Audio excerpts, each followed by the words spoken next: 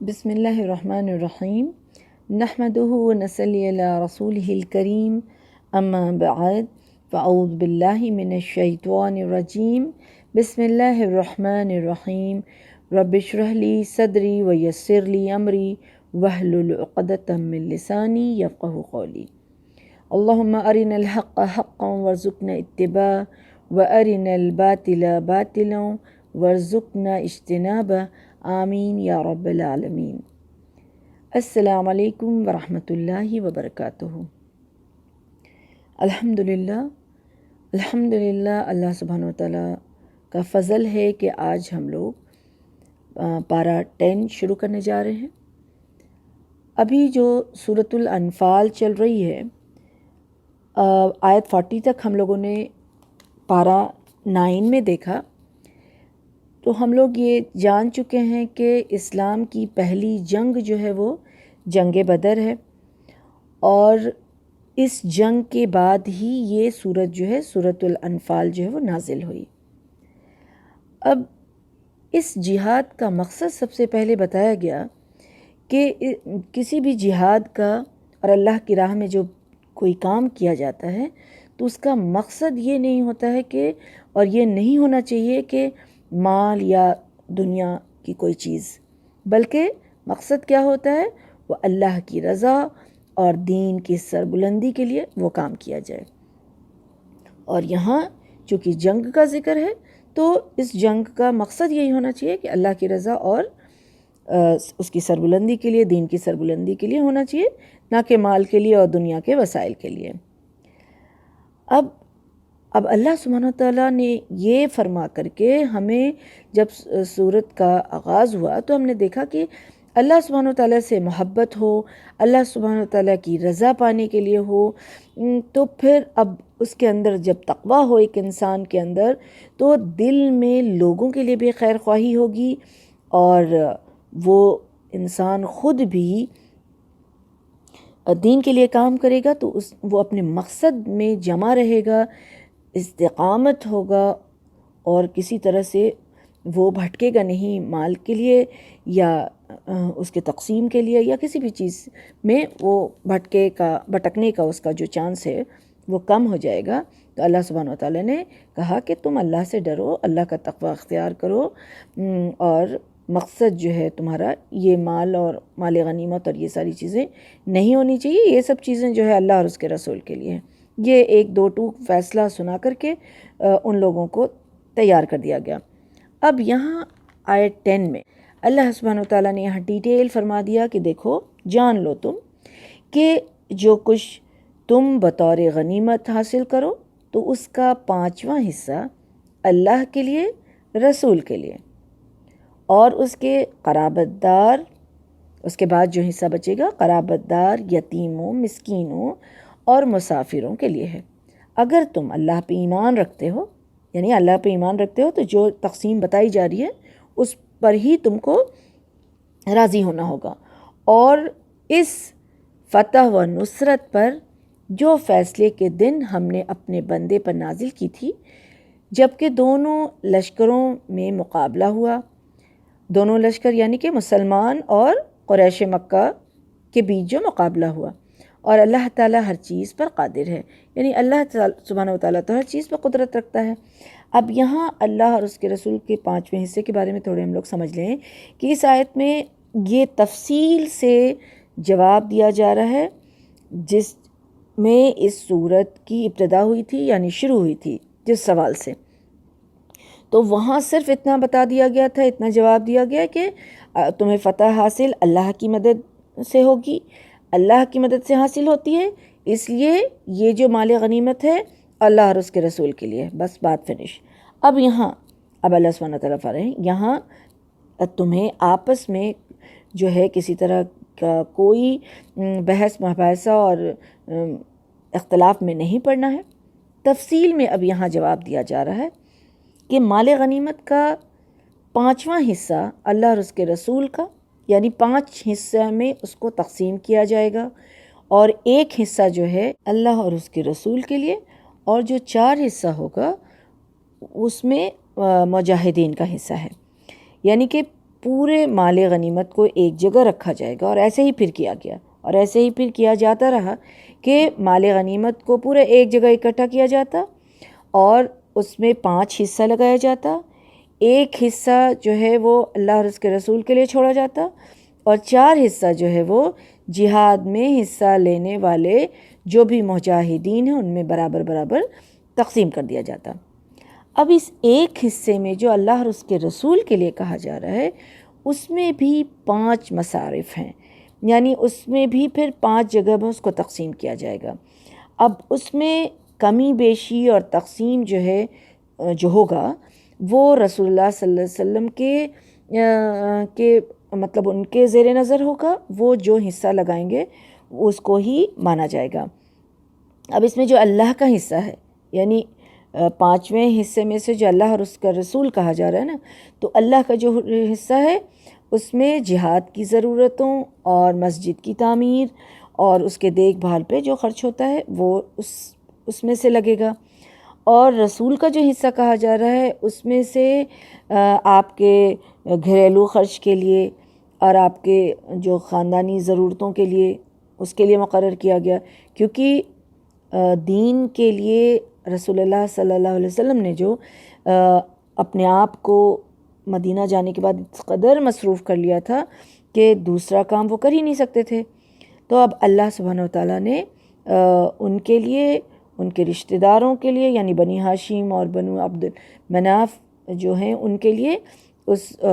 جو ہے اللہ سبحانہ وتعالیٰ نے اس میں سے حصہ رکھا۔ اور ان لوگوں نے، بنو ہاشم نے تو جب پریشانی کا وقت تھا تب تو ان لوگوں نے تو اسلام کے لیے بہت حد تک جو ہے مدد کی تھی، اس لیے ان کا بھی حصہ اس میں رکھا گیا۔ اور چونکہ رسول اللہ صلی اللہ علیہ وسلم اور ان کے خاندان پہ جو ہے زکوٰۃ کا مال لینا بھی جو ہے منع تھا نا، ان کے لیے حرام تھا، تو اس لیے یہ حصہ جو ہے، ایک حصہ جو اللہ اور اس کے رسول کا تھا، تو اس میں یہ ساری ان لوگوں کی ضرورت پوری کرنے کے لیے ان لوگوں کا حصہ لگایا گیا، اور 5واں اس میں جو ہے وہ کیا ہے کہ محتاجوں اور مسافروں کی ضرورت کو پورا کرنے کے لیے اس میں سے لگانے کا جو ہے وہ حکم ہے۔ تو اس طرح سے یہ ڈیٹیل جو ہے وہ بتائی گئی، اور بھی ڈیٹیل ہے تو انشاءاللہ تفصیل جب ہم دیکھیں گے تو جس کو اس چیز کو جاننے کی کیوریوسٹی ہوگی وہ دیکھ سکتے ہیں۔ تو الحمدللہ یہ چیز سمجھ میں آئی۔ اب یہ دیکھیے کہ اللہ سبحانہ وتعالیٰ کیسے، ایسا لگتا ہے نا، یہ فیلنگ آتی ہے قرآن پڑھیے اور اس طرح کی بات کو جان کر کے ایسا لگتا ہے کہ اللہ سبحانہ وتعالیٰ کتنے قریب ہیں، اور کیسے ہر چیز جو ہے انسٹرکٹ کر رہے ہیں کہ دیکھو ایسے کرنا ہے، یہ کرنا ہے، وہ کرنا ہے، ایسا کرو، یہ صحیح ہے، یہ غلط ہے۔ سبحان اللہ، سبحان اللہ۔ تو اللہ سبحانہ وتعالیٰ نے یہ اب وہ سوال کا جواب جو ہے وہ مال غنیمت کے تقسیم کے مطابق یہ متعلق جو ہے یہ بتا دیا۔ اب آگے اللہ تعالیٰ یہ فرماتے ہیں کہ جب تم میدان جنگ کے اس کنارے پر تھے اور وہ دشمن پرلے کنارے پر تھے، اور ابو سفیان کا قافلہ جو ہے تم سے نیچے ساحل کی طرف اتر گیا تھا، اور اگر تم دونوں یعنی کہ مسلمان اور کفار دونوں باہم جنگ کا عہد و پیمان کرتے، یعنی کہ اگر ارادہ کر کے یہ جنگ کرتے، پلاننگ کر کے جنگ کرتے، تو تم دونوں ایک مقرر وقت سے پہلے پہنچ نہیں سکتے تھے، وہ جو تم طے کرتے تو تم اس سے ضرور جو ہے وہ پیچھے ہٹ جاتے، لیکن اللہ نے تو وہ کام پورا کرنا ہی تھا جو ہو کر رہنے والا تھا،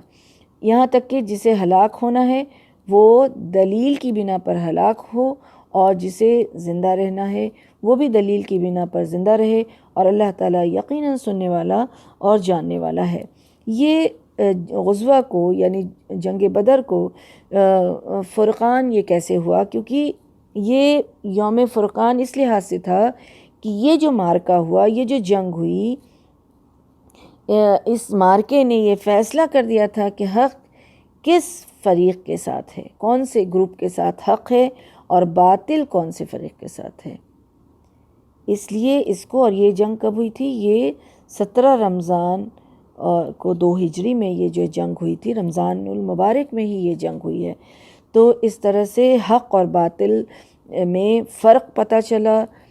اور اللہ سبحانہ وتعالیٰ کی مدد سے مسلمانوں کو جو فتح نصیب ہوئی، یہ جو ہے اس کو یوم الفرقان بھی اس دن کو کہا جاتا ہے۔ آگے اللہ سبحانہ و تعالیٰ فرماتے ہیں یہ کہ اے نبی صلی اللہ علیہ وسلم وہ وقت یاد کرو جب تمہارے خواب میں اللہ تعالیٰ تمہیں کافر تھوڑے دکھلا رہا تھا، اور اگر وہ آپ کو زیادہ دکھلاتا تو تم لوگ ہمت ہار دیتے اور اس معاملے میں جھگڑنا شروع کر دیتے۔ مطلب کہ اللہ سبحانہ و تعالیٰ نے رسول اللہ صلی اللہ علیہ وسلم کے خواب میں کیا دکھایا کہ وہ جو ہیں بہت تھوڑے ہیں۔ اب ایسا ہوا کہ انسان کو پہلے ہیبت کھا جاتا ہے نا، ڈر لگتا ہے کہ اچھا وہ لوگ اتنے لوگ ہیں، تو دل میں ایک وہم سا، یا آپس میں جھگڑا کا مطلب یہ ہے کہ کوئی لوگ تو جن کا ایمان جو بہت پکا ہوتا ہے، پختہ ہوتا ہے، وہ تو ہر چیز میں تیار ہو جاتے ہیں، لیکن کبھی کبھی کسی وجہ سے یا ایمان کی کمزوری کی وجہ سے یا پھر اور بھی بہت ساری وجوہات ہوتے ہیں جس میں وہ لگتا ہے کہ نہیں اب ہم لوگوں کو یہیں رک جانا چاہیے، کہاں مشکل ہے، اس طرح کی مطلب آپس میں جو جھگڑا کا معاملہ جو ہے وہ آ جاتا ہے، بحث ہوتی۔ تو اللہ تعالیٰ فرما رہے ہیں کہ ہم نے جو ہے نا یہ خواب دکھا کے تمہارے ساتھ جو ہے اس لیے کیا تاکہ تم لوگ آپس میں جو ہمت نہ ہارو اور جھگڑا فساد یہ ساری چیزیں نہیں ہو، لیکن اللہ نے تمہیں بچا لیا، یقیناً وہ دلوں کے راز تک جانتا ہے، کیونکہ تمہاری مدد تو اللہ نے کرنی تھی اور اللہ نے کیا، تو اللہ سبحانہ و تعالیٰ ہی جانتا ہے کہ تمہارے حق میں بہتر کیا ہے، اس لیے اور تمہاری مدد بھی کس طرح سے شروع سے کرتا چلا آیا۔ اب دونوں فریق جو ایک ساتھ وہاں پہنچے، تو اب یہ اگر ایک پلان کے مطابق ہوتا تو یہ ممکن نہیں تھا کہ بدر کے مقام پہ دونوں جو ہے ایک ساتھ پہنچے، دونوں ہی ایک ساتھ پہنچے تھے۔ اب کیا ہے آگے اللہ تعالیٰ فرماتے ہیں کہ اور یاد کرو جب تم دشمن سے ملے، اللہ تعالیٰ نے تمہاری نظروں میں دشمن کی تعداد تھوڑی دکھلائی اور دشمن کی نظروں میں تمہیں تھوڑا کر کے پیش کیا، تاکہ اللہ تعالیٰ وہ کام پورا کرے جس کا ہونا مقدر تھا، اور سب کاموں کا انجام تو اللہ سبحانہ و تعالیٰ ہی جانتا ہے۔ اب یہ چیز بتائی گئی، یعنی تم مسلمان کا کافروں کی تعداد جو ہے تھوڑی سمجھ کر کے مسلمان میں جو ہے وہ حوصلہ آیا ہے نا، اور ڈرے نہیں، اور ان لوگوں کو مسلمانوں کو تھوڑا دکھایا تو ان لوگوں کو اور بھی ان لوگ دلیر ہو گئے کہ ہاں چلو ہم مقابلہ کرتے ہیں، ہم تو اتنے ہیں، ان کے اندر اور بھی تکبر آیا اور جوش آیا، اس طرح دونوں کے حوصلے بڑھ گئے، مسلمان ڈرے نہیں، ان کی ہمت نہیں ہاری، اور وہ لوگ اور دلیر ہوئے اور دونوں جو ہے لڑنے کے لیے تیار ہو گئے۔ اس طرح جو کام مشیت الہی کا مقصد تھا، اللہ سبحانہ وتعالیٰ جو جان رہے تھے وہ اللہ سبحانہ وتعالیٰ کو کرنا تھا، تو اللہ سبحانہ وتعالیٰ ویسے ہی اسباب جو ہے وہ پیدا کرتے چلے گئے اور یہ ہوا۔ جبکہ یہاں یہ چیز سمجھ لینا ہے کہ اس وقت یہ بات یہ ہے کہ جب دونوں لشکر ابھی اس وقت اپنا مطلب سیٹنگ کر رہے تھے کہ کہاں کون کھڑا ہوگا، ایک جنگی چال ہوتی ہے نا، وہ جب صف بندی چل رہی ہے اب، تو اس وقت کافروں کو مسلمان کی تعداد ان کی اصل تعداد سے دگنی نظر آئی تھی، اس وقت دگنی نظر آنے لگی تھی، جیسا کہ یہ اس کا جو ہے ہمیں ڈیٹیل ملے گا جو ہم لوگوں نے دیکھا تھا سورہ آل عمران میں، یرونہم مثلہم رأی العین، ان کو، اور یہ رسول اللہ صلی اللہ علیہ وسلم کی ایک نہایت جو جنگ میں جو مہارت ہوتی ہے نا، تو ماہرانہ جنگی تربیت تھی یہ رسول اللہ صلی اللہ علیہ وسلم کی، کہ آپ نے صحابہ کی جو صف بندی کی نا وہ اس طرح سے کی، ایک ہالو اسکوائر کی شکل میں، کہ جس کی وجہ سے کافروں کو مسلمان کی تعداد جو ہے اس وقت بہت دگنی نظر آنے لگی تھی، اور اس طرح ان کے حوصلے جو ہے پست ہونا لازم تھا۔ لیکن یہ کب ہوا؟ میدان کے جنگ میں آنے کے بعد، لیکن پہلے دونوں کو اللہ سبحانہ وتعالیٰ نے یہاں جو فرما رہے ہیں وہ یہ چیز۔ تو خیر، پھر آگے اللہ سبحانہ وتعالیٰ فرماتے ہیں کہ اے ایمان والو، کسی گروہ سے تمہارا مقابلہ ہو تو ثابت قدم رہو اور اللہ کو بکثرت یاد کرتے رہو تاکہ تم کامیاب ہو۔ اب کامیابی کا ایک راستہ بتایا گیا، اور وہ کسی بھی کام میں، یہاں جنگ کی بات چل رہی ہے تو جنگ کی بات کو لیں گے، لیکن جب بھی ہم اللہ سبحانہ وتعالیٰ کے لیے کوئی کام کرنا شروع کرتے ہیں اللہ کی رضا کے لیے، تو سب سے پہلے کیا کرنا ہے کہ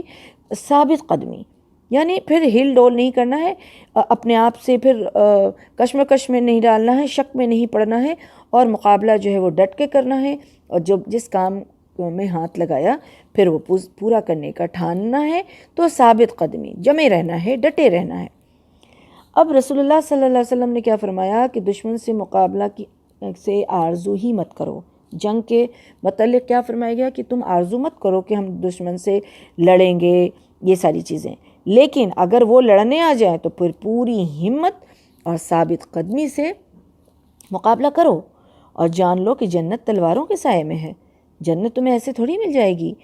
تم پہلے مت اقدام کرو، پہلے مت یہ سب سوچو لڑائی جھگڑے کی بات، لیکن اگر کوئی لڑنے لا جائے تو پھر اس وقت بزدلی نہیں دکھانا ہے۔ اب یہاں جو بات بتائی جا رہی ہے وہی کہ ثابت قدمی، اب اور اس دوران ثابت قدمی رہو، اور پھر کیا کرو کہ اللہ کو کثرت سے یاد کرو۔ سبحان اللہ، ہر وقت اللہ کو یاد رکھنا جو ہے انسان کے ثابت قدمی میں بہت مدد ہوتی ہے، بلکہ باعث ثابت قدمی ہے یہ۔ یعنی ایک انسان اپنے ایمان کو بچانے کے لیے، ایک انسان جو ہے نیک راہ پہ چلنے کے لیے، ایک انسان، یہاں جنگ کی بات ہے تو جنگ میں ثابت قدمی کے لیے وہ کیا کرنا ہے اس کو کہ اللہ سبحانہ و تعالیٰ کا ذکر جو ہے وہ کثرت سے کرنا ہے، اور یہاں بتا دیا گیا تاکہ تم کامیاب ہو۔ تو مطلب یہ ہے کہ کامیابی کا راز یہ ہے کہ اللہ ثابت قدمی اور اللہ سبحانہ و تعالیٰ کو کثرت سے یاد کرنا۔ اب آگے اللہ سبحانہ و تعالیٰ یہ فرما رہے ہیں کہ یہ ثابت قدمی جو ہے اور اللہ کو یاد کرنا تمہیں کیسے نصیب ہوگا، تمہیں ایسا کیا کرو کہ تم ثابت قدم رہ سکتے ہو؟ تو اپنے ایمان کو اسٹرانگ کرو۔ اپنے ایمان، اور تمہارا ایمان کیسے اسٹرانگ ہوگا؟ اور وہ ہوگا کہ اللہ تعالیٰ فرماتے ہیں کہ اور اللہ اور اس کے رسول کی اطاعت کرو۔ اللہ اور اس کے رسول کی اطاعت کرنے سے کیا ہوگا؟ ایمان جو ہے وہ پختہ ہوگا، مضبوط ہوگا۔ اور آپس میں جھگڑا نہ کرو، آپس میں جھگڑا نہ کرو ورنہ بزدل ہو جاؤ گے اور تمہاری ہوا اکھڑ جائے گی۔ کیونکہ اگر تم اللہ اور اس کے رسول کی اطاعت نہیں کرو گے تو پھر کیا کرو گے؟ آپس میں جھگڑا کرو گے، اختلاف ہوگا، کوئی کچھ کہے گا، کوئی کچھ کہے گا۔ تو پھر ایک طریقے کو اگر نہیں اپناؤ گے، کسی ایک کو اپنا جو ہے وہ آئیڈیل نہیں بناؤ گے، ایک طریقے پر اگر تم سب نہیں چلو گے تو پھر کیا ہوگا؟ اختلاف ہوگا، اور اختلاف ہوگا تو پھر ایسے میں کیا ہوگا؟ تم ٹوٹ جاؤ گے، بکھر جاؤ گے، تمہارے اندر یونٹی نہیں رہے گی، پھر تمہارے اندر جو جھگڑا ہوگا اس جھگڑے کی وجہ سے تمہاری ہوا اکھڑ جائے گی۔ اور صبر سے کام لو، یعنی ایک راستے کو پکڑو، اللہ کی قرآن کو، رسول اللہ صلی اللہ علیہ وسلم کی تعلیمات کو، اور پھر صبر سے کام لو، صبر سے کام لو۔ کوئی کچھ کہے، کسی طرح کی بھی بات ہو، کسی طرح کی بھی تکلیف آئے، کسی طرح کا بھی رکاوٹ آئے تو اس وقت صبر سے کام لو۔ تو اللہ تعالیٰ ایسے صبر کرنے والوں کے ساتھ ہوتا ہے۔ تو پھر تم جو ہے تمہارے اندر ثابت قدمی بھی ہوگی، اور تم اللہ کو جو یاد کرو گے وہ صحیح طریقہ ہوگا، اور تمہیں کوئی جو کمزور نہیں کر سکتا ہے۔ دیکھیں یہ جنگ کا معاملہ ہے، جنگ کے بارے میں یہاں حکم ہے، لیکن یہ حکم عام ہے۔ ہاں، عام حکم ہے کہ اختلاف اور جھگڑے میں نہیں پڑنا چاہیے، اور اختلاف اور جھگڑے میں انسان تبھی پڑتا ہے جب اللہ اور اس کے رسول کو جو ہے چھوڑ دیتا ہے، یعنی قرآن اور سنت کے طریقے پر نہیں ہوگا تو پھر وہ جھگڑا اور اختلاف ہوگا۔ جب سب ایک طریقے پہ ہوں گے تو پھر کوئی جھگڑا اور اختلاف نہیں ہوگا،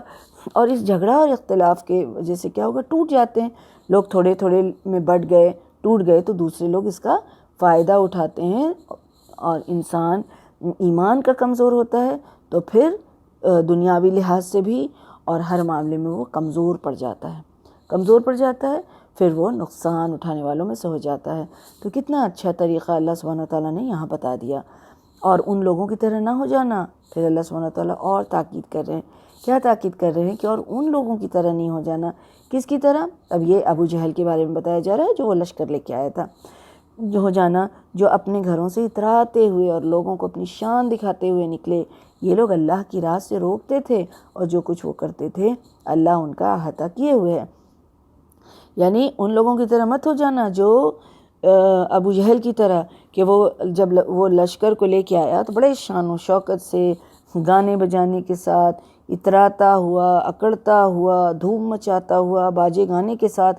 کیوں؟ کیونکہ وہ اس کو اپنے اسباب پہ بھروسہ تھا، وہ سمجھ رہا تھا کہ ہم لوگ زیادہ ہیں، ہمارے پاس اسباب زیادہ ہے، اسلحہ زیادہ ہے، تو جیت تو ہماری ہی ہونی ہے۔ تو اس لیے وہ اکڑتا ہوا اور گانے بجانے کے ساتھ اور خوش ہوتا ہوا آیا۔ تو ایک مومن کا یہ طریقہ نہیں ہے۔ سبحان اللہ، اللہ سبحانہ وتعالیٰ دیکھیے کتنے پیار سے سمجھا رہے ہیں کہ دیکھو اس کی طرح نہیں ہو جانا، کیونکہ ہر کامیابی کس کی طرف سے ہے؟ وہ اللہ سبحانہ وتعالیٰ کی طرف سے ہے۔ کسی کا 1000 میں ہو جانا، یا کسی کے پاس بہت زیادہ جو ہے اسلحہ ہو جانا، یا کسی کے پاس بہت زیادہ طاقت ہو جانا، اس بات کی دلیل نہیں ہے کہ وہ کامیاب ہی ہوگا۔ اللہ سبحانہ وتعالیٰ جب تک نہیں چاہے کوئی انسان کامیابی کو پہنچ ہی نہیں سکتا ہے۔ تو پیار سے اللہ تعالیٰ سمجھا رہے ہیں کہ دیکھو ان کی طرح مت ہو جانا۔ وہ لوگ مشرکین اور ابو جہل، ان کا حال کیا ہوا؟ ان کا حال ہوا یہ کہ وہ ذلیل ہو کر کے وہ عذاب میں پڑے، یعنی ذلیل ہو کر کے ان کو مار دیا گیا، اور 2 نوجوان لڑکے کے ہاتھوں میں ان کی موت ہوئی، بڑی ذلت کی موت وہ مرے۔ تو اللہ تعالیٰ یہاں تعلیم ہمیں دے رہے ہیں کہ کس طرح سے اللہ پہ بھروسہ کرنا ہے، اسباب پہ بھروسہ نہیں کرنا ہے۔ آگے اللہ سبحانہ وتعالیٰ یہ فرماتے ہیں کہ فرشتے ان کے اعمال خوشنما بنا کر دکھائے اور کہنے لگا کہ آج تم پر کوئی غالب نہیں آ سکتا ہے اور میں تمہارا مددگار ہوں۔ پھر جب دونوں لشکروں کا آمنا سامنا ہوا تو الٹے پاؤں پھر گیا اور کہنے لگا میرا تم سے کوئی واسطہ نہیں، میں وہ کچھ دیکھ رہا ہوں جو تم نہیں دیکھتے، مجھے اللہ سے ڈر لگتا ہے اور اللہ سخت سزا دینے والا ہے۔ اب دیکھیے یہ شیطان جو تھا، وہ شیطان خود جو ہے وہ بنو کنانہ کے رئیس سراقہ بن مالی کی شکل میں وہ کافر کے لشکر میں گھس گیا تھا، اور وہ ابو جہل اور ان لوگوں سے، کافروں کے لشکروں سے کہہ رہا تھا کہ دیکھو تم لوگ بالکل مطمئن رہو، اطمینان رہو، جو ہے یقینی فتح جو ہے ہم ہی لوگ کی ہونی ہے، ہم لوگ کی جمعیت جو ہے اتنی بڑی ہے، ہم لوگ اتنی زیادہ تعداد میں ہیں، اور مسلمان کیا، ہم لوگ کے سامنے تو وہ ان کی کیا حیثیت ہے، وہ بہت ہی تھوڑے ہیں، ان کے پاس ایسا کچھ ہے نہیں اسلحہ وغیرہ بھی۔ تو بہت ہی ان لوگوں کو ورغلا رہا تھا اور بہت ہی خوش ہو رہا تھا سب آپس میں، اور یہ شیطان جو اس کو بڑھا چڑھا کر کے دکھا رہا تھا۔ لیکن پھر کیا ہوا کہ پھر جب جنگ جب شروع ہوئی تو اللہ سبحانہ وتعالیٰ نے مسلمانوں کی مدد کے لیے فرشتے نازل کیے۔ اب فرشتے کو اترتے ہوئے شیطان نے جیسے ہی دیکھا وہ وہاں سے بھاگ کھڑا ہوا۔ جب وہاں سے بھاگنے لگا تو اس وقت ابو جہل نے کہا کہ یہ کیا، تم مشکل کے وقت میں ہی اب یہاں سے جا رہے ہو، مطلب اب لڑائی چھڑی ہے تو ابھی تو تم کو یہاں رہنا چاہیے، تو اب تم جا رہے ہو۔ تو دیکھیے شیطان ہمیشہ دھوکہ دینے والا ہی ہوتا ہے۔ اس نے صاف صاف نہیں بتایا کہ میں نے کیا دیکھا ہے، بلکہ وہ کہہ رہا ہے میں جو دیکھ رہا ہوں تم نہیں دیکھ سکتے، ٹھیک ہے، تم نہیں دیکھ سکتے ہو، اور مجھے اللہ سے ڈر لگتا ہے اس لیے میں جا رہا ہوں۔ دھوکہ دے کے وہاں سے نکل گیا۔ آگے اللہ تعالیٰ کہتے ہیں کہ جب منافقین اور وہ لوگ جن کے دلوں میں بیماری ہے، یعنی منافقین اور یہود، ان کے بارے میں کہا جا رہا ہے کہ وہ کہہ رہے تھے کہ ان مسلمانوں کو ان کے دین نے دھوکے میں ڈال رکھا، یعنی رسول اللہ صلی اللہ علیہ وسلم کو اور صحابہ کو ان کے دین نے دھوکے میں رکھا، یعنی کہ یہ جوش میں جو ہے، اپنے دینی جوش میں دیوانے ہو گئے ہیں، انہیں پتہ نہیں کس چیز کا دھوکہ ان کے اندر آ گیا ہے، یہ اپنی تباہی کی طرف خود جا رہے ہیں اور اپنی موت کو خود یہ دعوت دے رہے ہیں، یہ کس طرح سے چلے جا رہے ہیں۔ لیکن اللہ سبحانہ وتعالیٰ یہ فرما رہے ہیں کہ حالانکہ اگر کوئی شخص اللہ پر بھروسہ کر لے تو اللہ یقیناً سب پر غالب اور حکمت والا ہے۔ سبحان اللہ، اللہ سبحانہ وتعالیٰ کہہ رہے کہ وہ یہ سوچتے ہیں، جبکہ اگر کوئی شخص اللہ پہ بھروسہ کر کے کوئی کام کرتا ہے تو پھر اس کو اور کسی چیز کی ضرورت ہی نہیں ہے۔ ہاں، اللہ کا حکم ہے کہ تم اختیار کرو اسباب، لیکن جہاں تک تمہاری پہنچ ہے اور اللہ پہ بھروسہ کرو۔ تو اللہ سبحانہ وتعالیٰ نے کلیئر کر دیا۔ اب منظر یہاں کے بتایا جا رہا، کھینچا جا رہا ہے جنگ کا، کہ کاش آپ اس حالت کو دیکھتے جب فرشتے ان کافروں کی روحیں قبض کر رہے تھے تو ان کے چہرے اور ان کی پشتوں پر ضربیں لگاتے تھے، یعنی مارتے تھے، اور کہتے تھے کہ اب جلانے والے عذاب کا مزہ چکھو، یہ تمہارے ان اعمال کا بدلہ ہے جو تم نے اپنے آگے بھیجے ہیں، ورنہ اللہ تو اپنے بندوں پر ظلم نہیں کرنے والا ہے۔ ان کافروں کا معاملہ بھی فرعونیوں جیسا ہے اور ان لوگوں جیسا جو ان سے پہلے تھے۔ ان لوگوں نے اللہ کی آیات کا انکار کیا تو اللہ نے ان کے گناہوں کے بدلے میں انہیں پکڑ لیا۔ اللہ تعالیٰ یقیناً بڑا طاقتور اور سخت سزا دینے والا ہے۔ ایسا اس لیے ہوتا ہے کہ اللہ کا طریقہ یہ ہے کہ اگر اللہ کسی قوم کو نعمت سے نوازے تو وہ اس نعمت کو اس وقت تک ان سے نہیں بدلتا جب تک کہ وہ قوم خود اپنے طرز عمل کو بدل نہیں دیتی، اور اللہ سب کچھ سننے والا اور جاننے والا ہے۔ یعنی کہ اگر وہ ابو جہل اور مشرکین مکہ کفر نہیں کرتے، اللہ کی نافرمانی نہیں کرتے، اس طرح سے اپنے اسباب پہ بھروسہ کر کے مسلمانوں کے خلاف جنگ نہیں کرتے، تو ان کی یہ حالت نہیں ہوتی، جو ان کی اس قدر یہ ذلیل ہو کر کے مارے جا رہے ہیں۔ تو دنیا میں بھی ان کا برا حال ہے، اور پھر آخرت میں بھی ان کے لیے برا عذاب ہے۔ تو یہ ان کے نیت کی فطور کی وجہ سے ہے۔ اب اللہ تعالیٰ یہ فرما رہے ہیں کہ اللہ تعالیٰ کسی سے نہیں چھینتا ہے۔ اللہ سبحانہ و تعالیٰ نے تمہیں نعمت جب بخشی تو تب تک نہیں چھینتا ہے جب تک کہ وہ خود جو ہے وہ اس کے خلاف نہ کام کرنے لگے۔ اگر اللہ نے اتنی نعمت دی تھی، اب اس کا صحیح استعمال کرتا، کفر نہ کرتا، نافرمانی نہ کرتا، مسلمانوں کے خلاف جنگ نہ کرتا، تو اس کی یہ بری حالت تو نہیں ہوتی تھی۔ لیکن جب وہ انسان خود کرتا ہے تو پھر اس میں اس کو ہی پھنسنا پڑتا ہے۔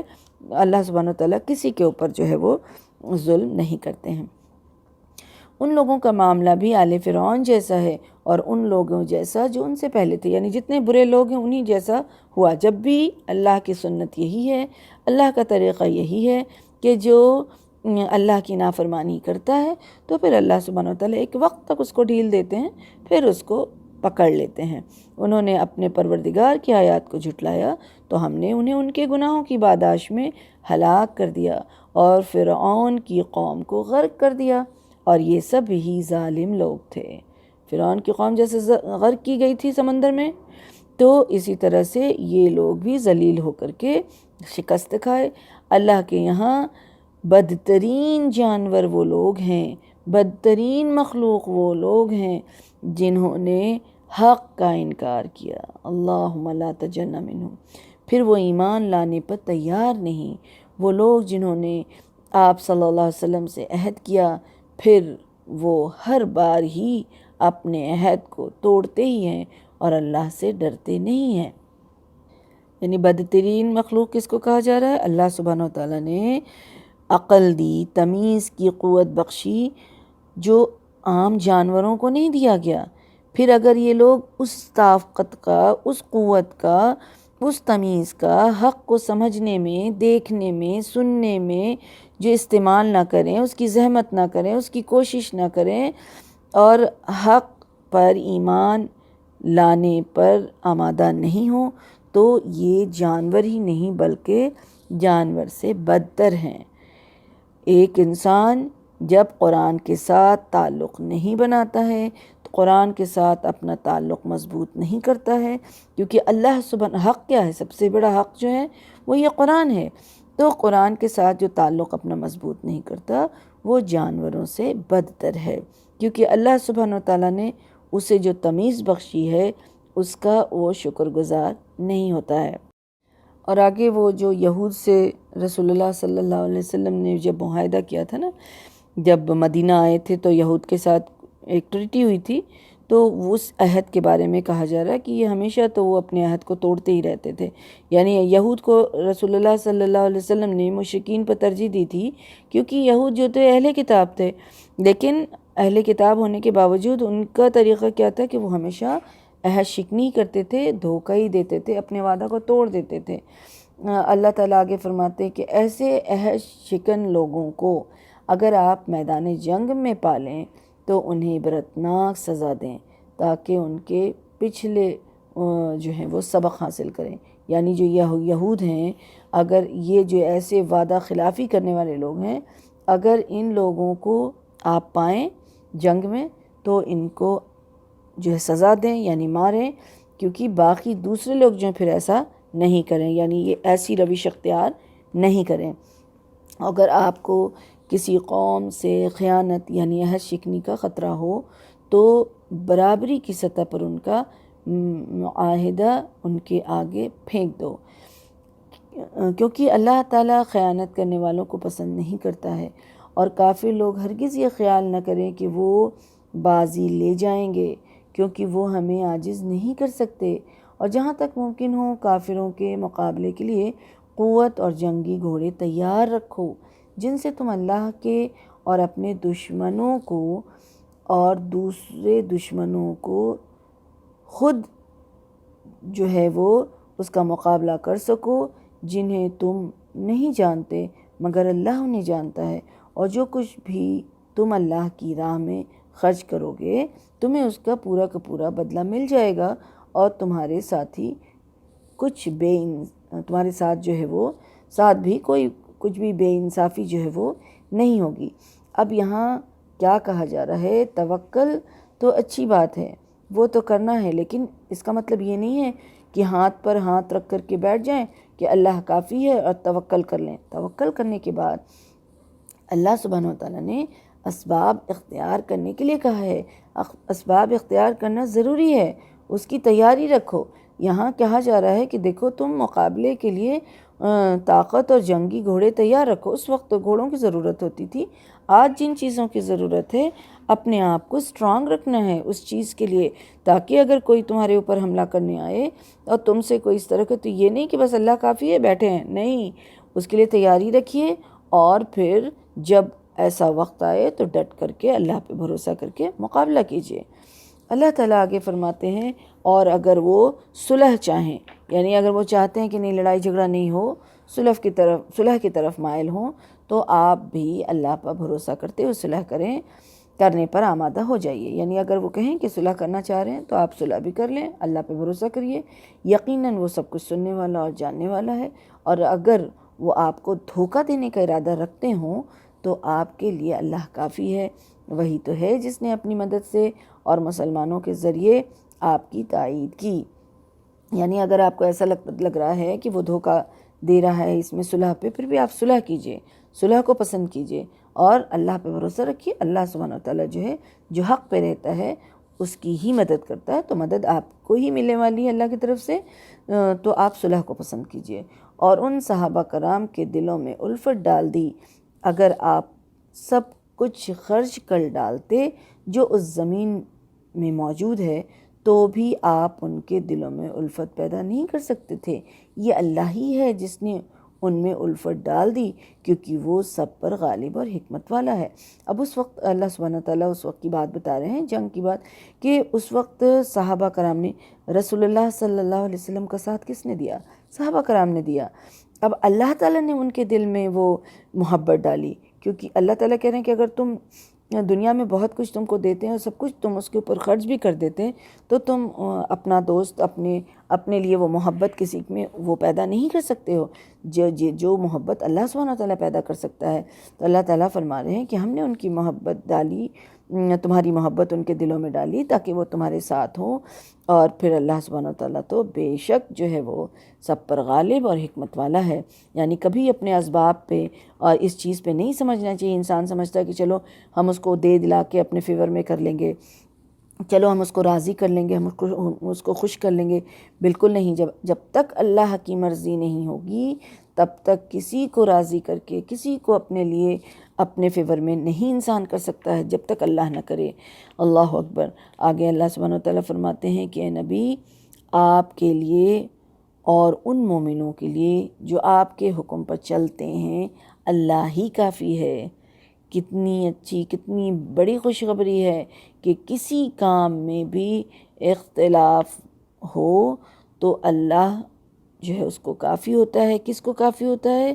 جو آپ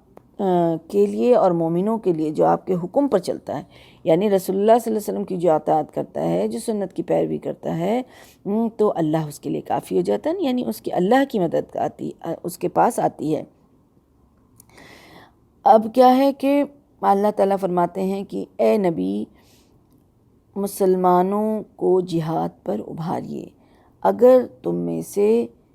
20 صابر ہوں، یعنی 20 شخص ہوں جو صبر کرنے والے ہوں، تو وہ 200 پر غالب آ جائیں گے۔ اللہ اکبر۔ اور اگر 100 ہوں گے تو کافروں کے 1000 آدمیوں پر غالب آ جائیں گے۔ شرط کیا لگائی گئی؟ کہ مسلمان جو ہیں وہ صابر ہوں، صبر کرنے والے ہوں، کیونکہ کافر لوگ کچھ سمجھ نہیں رکھتے ہیں۔ اور اللہ نے تم سے تخفیف کر دی اور اس سے معلوم ہوا کہ اب تم میں ضعیف ہیں، یعنی کہ نئے مسلم لوگ ہیں، لہٰذا اگر تم میں سے 100 صابر ہو تو وہ 200 پر غالب آ جائیں گے، اور اگر 1000 ہیں تو اللہ کے حکم سے 2000 پر غالب آ جائیں گے، اور اللہ صبر کرنے والوں کے ساتھ ہے۔ یہاں تو اللہ تعالیٰ نے یہ فرما دیا کہ دیکھو جنگ میں اللہ سبحانہ و تعالیٰ کے لیے، اگر حدیث میں کیا آتا ہے کہ اللہ کی خاطر کوئی محبت کرے، اللہ کی خاطر کوئی نفرت کرے، اللہ کے لیے دے یا اللہ کے لیے لے، تو پھر اللہ اس کا جو ہے ایمان جو ہے اس کا مکمل ہو جاتا ہے۔ اب ایمان مکمل ہو جائے تو پھر اللہ سبحانہ و تعالیٰ اس کے لیے کافی ہو جاتا ہے، کیونکہ وہ صبر سے کام لے گا، پھر اللہ تعالیٰ کم ہو تب بھی زیادہ لوگوں پر غالب آ جاؤ گے اللہ کی مدد سے۔ اور نیو مسلم کے بارے میں کہا، جو نئے ابھی مسلمان ہوئے جن کا ایمان ابھی اتنا اسٹرانگ نہیں ہے وہ بھی غالب آ جائیں گے۔ تو اللہ تعالیٰ نے یہاں کلیئر بتا دیا۔ نبی کے لیے یہ مناسب نہیں تھا کہ اس کے پاس جنگی قیدی آتے، یہاں تک کہ زمین میں یعنی میدان جنگ میں کافروں کو اچھی طرح قتل نہ کیا جاتا، یعنی قتل کرنے کا حکم ہے۔ تم دنیا کا مال چاہتے ہو جبکہ اللہ تمہارے لیے آخرت چاہتا ہے، اور اللہ ہی غالب اور حکمت والا ہے۔ اگر ایسا ہونا پہلے سے نہ لکھا ہوتا تو جو کچھ تم نے فدیہ لیا ہے اس کی پاداش میں تمہیں بہت بڑی سزا دی جاتی۔ یہاں بتایا جا رہا ہے کہ اصل میں ہوا یہ تھا کہ جب جنگ کے دوران جب 70 کافر جو ہے وہ مارے گئے اور 70 جو ہے وہ قیدی ہوئے، جب یہ قیدی جو ان مسلمانوں کے پاس ہوئے تو رسول اللہ صلی اللہ علیہ وسلم کو تو اختیار دیا گیا تھا کہ چاہے وہ قتل کر دیں یا پھر فدیہ لے کر کے ان کو چھوڑ دیں، اور اس اختیار میں مسلمانوں کی آزمائش مقصد تھی کہ وہ ان دونوں صورتوں میں سے کون سی صورت کو اختیار کرتے ہیں۔ یعنی دیکھیے اتنے بڑے بڑے کام میں بھی اللہ سبحانہ وتعالیٰ آزما رہے ہیں۔ اسی فیصلے کے لیے آپ نے پھر کیا کیا کہ لوگوں کو بلایا اور مشورہ کیا تو چونکہ رسول اللہ صلی اللہ علیہ وسلم نرم طبیعت کے تھے، نرم دل کے تھے، اور وہ ابو بکر صدیق رضی اللہ عنہ بھی وہ بھی نرم طبیعت کے تھے، تو ان لوگوں نے کہا کہ ان کو فدیہ لے کر کے چھوڑ دینا چاہیے، قتل نہیں کرنا چاہیے، جبکہ عمر بن خطاب رضی اللہ عنہ نے یہ کہا تھا کہ نہیں، انہیں جو ہے وہ قتل کر دینا چاہیے۔ لیکن رسول اللہ صلی اللہ علیہ وسلم نے انہیں فدیہ لے کر کے چھوڑا۔ اللہ سبحانہ وتعالیٰ کو یہ پسند تھا کہ انہیں قتل کیا جاتا، لیکن اللہ کے حکم سے ہی وہ انہیں آزاد کیا گیا، اور یہ پھر حکم یہاں ہوا کہ قیدی کو قتل کرنا تمہارے لیے زیادہ بہتر ہے، اس لیے کہ فدیہ دے کر کے اگر تم چھوڑ دو گے تو وہ کفار کی پھر مدد کرنے لگ جائیں گے، تو پھر تم کمزور ہوگے، تمہارے لیے وہ نقصان کی بات ہوگی، تو اس لیے تمہارے لیے بہتر یہ تھا کہ یہ ہوتا کہ تم ان کو قتل کرتے۔ اللہ سبحانہ تعالیٰ نے اسی چیز کو پسند کیا، لیکن جو ہے وہ اللہ تعالیٰ نے پکڑ اس لیے نہیں کی کہ یہ اللہ کی طرف سے ہوا، اللہ نے اختیار دیا تھا، اور پھر اللہ یہاں پر ٹیسٹ کر رہے تھے، اور یہ بتانا مقصد تھا کہ دیکھو تم دنیا کبھی بھی کسی بھی ٹائم وہ جو دنیا کے لیے کبھی نہیں جھکنا کہ فدیہ لے لیں گے اور اس کو چھوڑ دیں گے، تو ایسا کبھی نہیں کرنا۔ جو کچھ تم بطور فدیہ بطور غنیمت جو ہے ان سے حاصل تم لوگوں کو ہوا ہے اسے تم کھا سکتے ہو، یعنی مال غنیمت پہلے تو حرام تھا نا، تو یہاں ہو رہا ہے کہ مال غنیمت تم کھا سکتے ہو، یہ حلال اور پاکیزہ ہے، یعنی اب تمہارے لیے حلال اور پاکیزہ ہے، اور اللہ سے ڈرتے رہو، اور یقیناً اللہ تعالیٰ معاف کرنے والا اور رحم کرنے والا ہے۔ اے نبی صلی اللہ علیہ وسلم، جو قیدی آپ لوگوں کے قبضے میں ہیں انہیں کہیے کہ اگر اللہ نے تمہارے دلوں میں کچھ بھلائی دیکھی تو جو کچھ مال وغیرہ تم سے چھین چکا ہے اس سے بہتر عطا کرے گا اور تمہیں معاف کر دے گا، اور اللہ معاف کرنے والا اور رحم کرنے والا ہے۔ یعنی تمہارے اندر کوئی بھلائی، تم سے کہیے کہ اگر تمہارے اندر کوئی بھلائی دیکھتا ہے، یعنی تم ایمان لے کے آ جاؤ، تو پھر اللہ سبحانہ تعالیٰ نے جو بھی تم سے چھینا ہے، تمہارا جو بھی نقصان ہوا ہے وہ بھی پورا ہو جائے گا، اللہ سبحانہ تعالیٰ اس سے بہتر تم کو دیں گے اور تمہیں معاف بھی کر دیں گے۔ اگر وہ آپ لوگوں سے خیانت کا ارادہ رکھتے ہوں تو ان سے پیشتر وہ اللہ سے بھی خیانت کر چکے ہیں، یعنی معاہدہ تو ان لوگوں نے کیا نہیں، معاہدہ تو توڑ ہی دیا، اس پہ نہیں رہے، تو جس کی سزا انہیں یہ ملی ہے وہ آپ کے قبضے میں آ گئے ہیں، اور اللہ سب کچھ جاننے والا اور حکمت والا ہے۔ یعنی کہ اگر ابھی بھی اگر وہ خیانت کرنا چاہ رہے ہیں تو خیانت تو وہ پہلے بھی کر چکے، جس کی سزا انہیں ابھی مل گئی کہ وہ قید ہو گئے ہیں۔ جو لوگ ایمان لائے اور ہجرت کی اور اللہ کی راہ میں اپنے اموال اور جانوں سے جہاد کیا، اور وہ لوگ جنہوں نے اس مہاجرین کو پناہ دی اور ان کی مدد کی، یہ سب ایک دوسرے کے ولی ہیں، ایک دوسرے کے دوست ہیں۔ یہ لوگ جنہوں نے یہ کام کیا اور جنہوں نے اس کام میں مدد کیا، یعنی اس جنگ میں تو جو لوگ ایمان تو لائے لیکن ہجرت نہیں کی، اب وہ لوگ تو ایک دوسرے کے دوست ہیں جو ایمان لا کر کے ہجرت کی اور پھر یہ جنگ میں مدد کی، یعنی کہ انصار۔ تو جو لوگ ایمان لائے لیکن ہجرت نہیں کی، ان سے تمہارا ولایت کا کوئی تعلق نہیں یہاں تک کہ وہ ہجرت کر کے آ جائیں، یعنی جب تک ہجرت کر کے نہیں آ جاتے ہیں جو لوگ، ان سے تمہاری دوستی نہیں رہے گی، اور اگر وہ دین کے بارے میں تم سے مدد طلب کریں تو تم ان کی مدد کرنا تم پر جو ہے وہ لازم ہے، یعنی کہ جو ہجرت کر کے نہیں آیا ہے اور اب تم سے دین کے معاملے میں تم سے مدد مانگتا ہے تو تم اس کی مدد کرو، مگر کسی ایسی قوم کے خلاف نہیں جن سے تمہارا معاہدہ ہو، اور جو کچھ تم کرتے ہو اللہ اسے دیکھ رہا ہے۔ اور جو کافر ہیں تو وہی ایک دوسرے کے وارث ہیں، اگر تم ایسا نہ کرو گے تو ملک میں فتنہ اور بڑا فساد برپا ہو جائے گا، اور جو لوگ ایمان لائے اور ہجرت کی اور اللہ کی راہ میں جہاد کیا، اور جن لوگوں نے انہیں پناہ دی اور ان کی مدد کی، یہی لوگ حقیقی مومن ہیں، اس لیے انہیں بخشا جائے گا، انہیں بخشش ملے گی اور عزت کا رزق ملے گا۔ اب یہ دیکھیے اس صورت کے سٹارٹنگ میں ہم لوگوں نے حقیقی مومن کے بارے میں پڑھا تھا۔ حقیقی مومن کون ہوتے ہیں؟ جن کا دل جو ہے وہ ڈر جاتا ہے، کب؟ جب اللہ کا ذکر ہوتا ہے، یعنی کسی بات میں اگر اختلاف ہوا اور اللہ کا حکم وہاں پہ آ گیا، قرآن حدیث کی بات بتا دی گئی، تو پھر ان کا دل ڈر جاتا ہے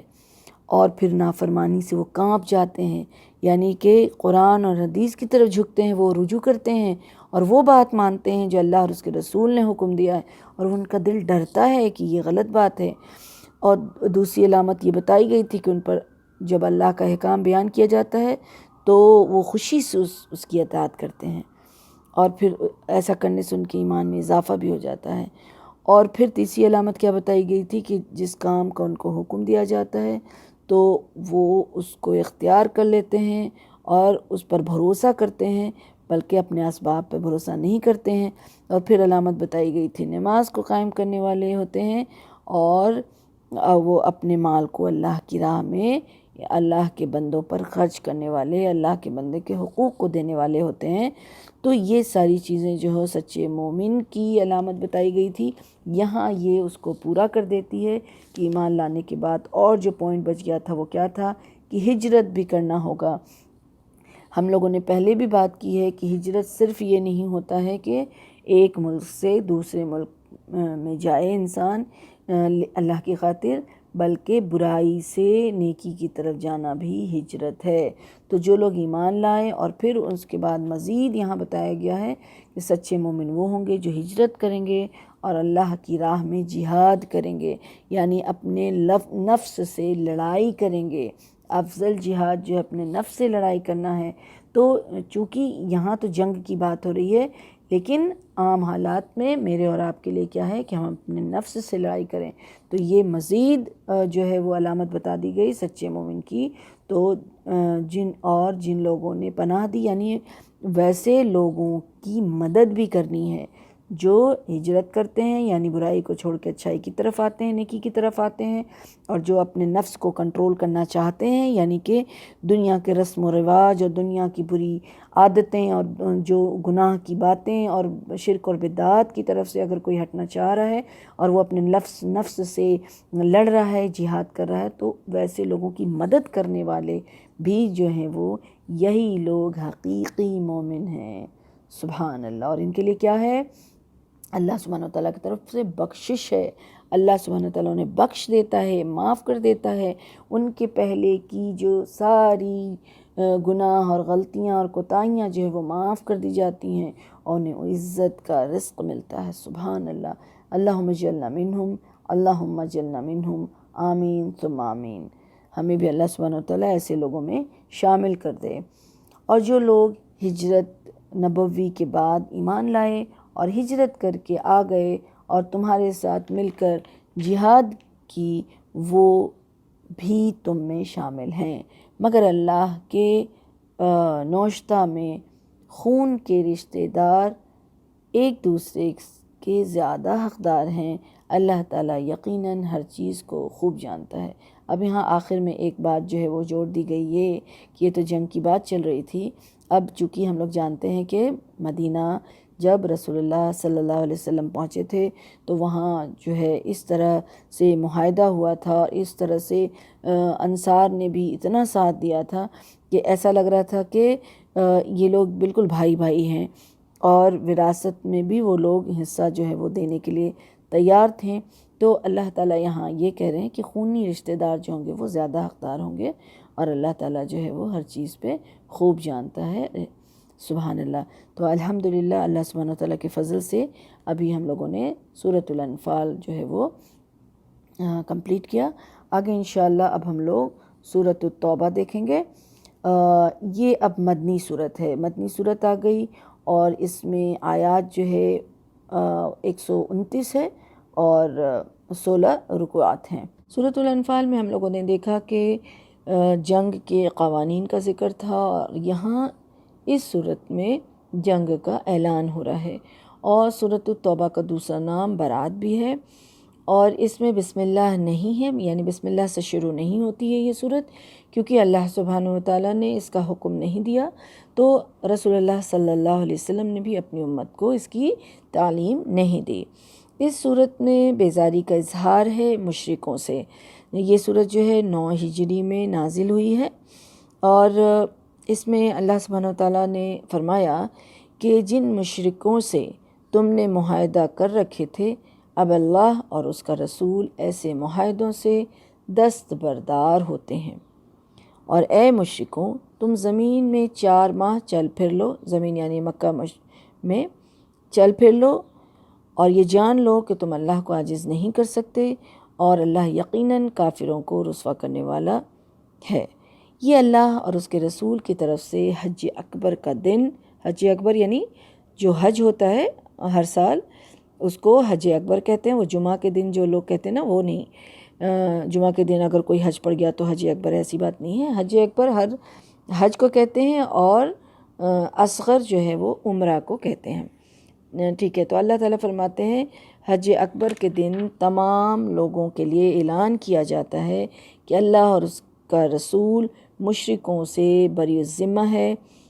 لہٰذا اگر تم توبہ کر لو تو تمہارے حق میں بہتر ہے، اور اگر تم اعراض کرو تو خوب جان لو کہ تم اللہ کو عاجز نہیں کر سکتے، اور اے نبی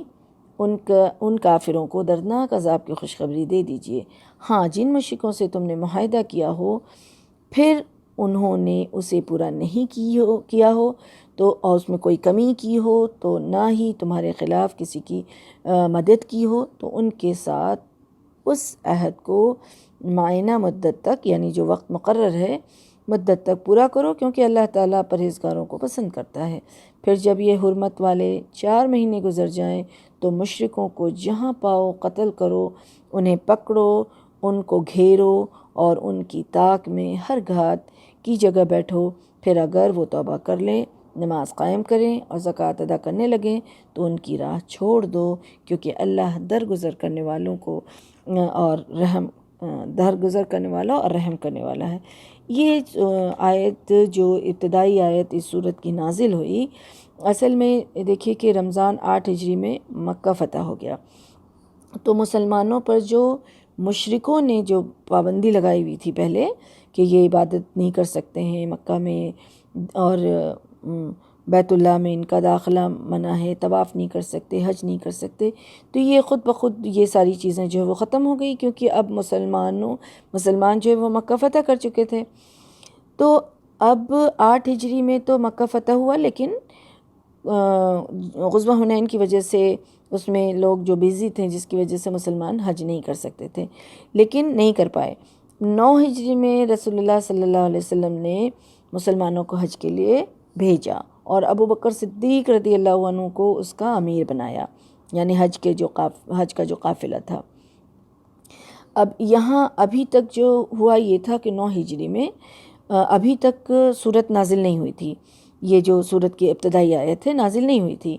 اب ان کے وہاں سے روانہ ہو جانے کے بعد یہ ابتدائی آیت نازل ہوئی، تو اس صورت میں یہ کہا جا رہا ہے کہ دیکھو اب ان پر ہم لوگوں کا کوئی معاہدہ نہیں ہے، اور ہم لوگ اس سے ایک دم ہم ہاتھ کھینچ لیتے ہیں، کوئی امن اب ہم لوگوں کی طرف سے ان کو نہیں ملے گا، یعنی مشرکوں کو نہیں ملے گا مسلمانوں کی طرف سے، یہ اللہ تعالیٰ کی طرف سے حکم ہو رہا ہے، اور ان کو 4 مہینے کی مہلت دینی ہے۔ یہ 4 مہینہ ان لوگوں کو اس لیے دیا جائے گا تاکہ وہ اسلام کو اچھی طرح سے سمجھیں، سوچیں، اور سوچ سمجھ کر اسلام میں یا تو داخل ہو جائیں، اور اگر داخل نہیں ہوتے ہیں تو پھر ان کے اوپر جو ابھی کارروائی بتائی گئی ہے کہ وہ کی جائے گی۔ اور کیونکہ بات یہ ہے کہ 21 سال اب ہو چکا تھا اور اسلام کی دعوت دیتے دیتے، لیکن مشرکین مکہ جو ہے وہ باز نہیں آ رہے تھے اپنی نافرمانی اور مخالفت میں، تو اب اللہ سبحانہ وتعالیٰ نے ان سے بیزاری کا اظہار کر دیا اور ان کے لیے یہ قانون اتر گیا۔ اب جب یہ آیت آئی تو پھر پیچھے سے علی رضی اللہ عنہ کو رسول اللہ صلی اللہ علیہ وسلم نے بھیجا، اور پھر انہوں نے یہ اعلان کر دیا کہ اب جو مشرکین اس بار جو حج کر رہے ہیں وہ تو کر رہے ہیں، لیکن اب آئندہ سال سے کیا ہوگا کہ لوگ جو اپنے غلط طریقے سے ننگے طواف کیا کرتے ہیں وہ نہیں کریں گے، اور پھر جو ان کے سارے جو غلط طریقے تھے ان چیزوں سے ان کو روک دیا گیا، اور پھر یہ بتا دیا گیا کہ اب ان کے لیے 4 مہینے کی مہلت ہے، اب اس خاص وقت میں وہ ایمان قبول کر لیں، یا پھر اب اللہ تعالیٰ کا حکم آ گیا ہے کہ اب اگر کر لیتے ہیں تو ٹھیک ہے، اور نہیں کرتے ہیں تو پھر ان کو پکڑو، مارو، قتل کرو ان کو، اور یہ اب یہاں نہیں رہ سکتے ہیں یہاں تک کہ وہ اسلام قبول کر لیں، اور جو ہے نماز اور زکوٰۃ جو ہے وہ دینے لگیں اور نماز قائم کریں۔ اب یہ دیکھیے یہ خاص یہ جو آیت ہے کہ انہیں قتل کرو، پکڑو، گھیرو، اور ان کی طاق میں بیٹھو، پھر وہ ان کو مارو، تو اگر توبہ کر لیں تو نماز قائم کریں تو چھوڑ دو، تو یہ جو لوگ کوٹ کرتے ہیں اس آیت کو، تو دیکھیے یہ خاص مشرکین مکہ کے لیے تھا، یہ عام مشرک کے لیے تو نہیں ہے کہ یہاں وہاں جہاں بھی مشرک ہیں ان کو پکڑ کے مارنے کا حکم ہے، نہیں، یہ خاص مکہ کے مشرکین مکہ کے لیے ہی یہ خاص تھا، پہلی بات۔ اور دوسری بات یہ کہ اتنے سالوں تک ان لوگوں نے مسلمانوں کو اذیت دی، پریشان کیا، مخالفت کی، دشمنی کی، تو اتنے سالوں تک اس کو برداشت کرنے کے بعد اب یہ حکم ہو رہا ہے کہ اب یہ اتنے نافرمان جو ہیں، اب یہ اللہ کے گھر، کیونکہ وہ مقدس جگہ ہے، اب ایسے نافرمان لوگ اس جگہ پہ نہیں رہ سکتے ہیں، اب اگر ان کو رہنا ہے تو پھر ان کو شرط ماننی پڑے گی اور اللہ اور اس کے رسول کی فرمانبرداری کرنی پڑے گی۔ تو یہ سمجھنا ہے اور اس کو جاننا ہے، اس کو لوگ سمجھتے نہیں ہیں، پھر غلط طرح سے بات آیت کو جو ہے کوٹ کرتے ہیں اور لوگوں میں عام کرتے ہیں۔ اور اس میں بھی بڑی رعایت دی گئی تھی، ایسا نہیں ہے کہ بس فوراً حکم آیا اور پھر ماننا شروع کر دو، قتل کر دو، نہیں، اس میں بھی رعایت دی گئی۔ ایک تو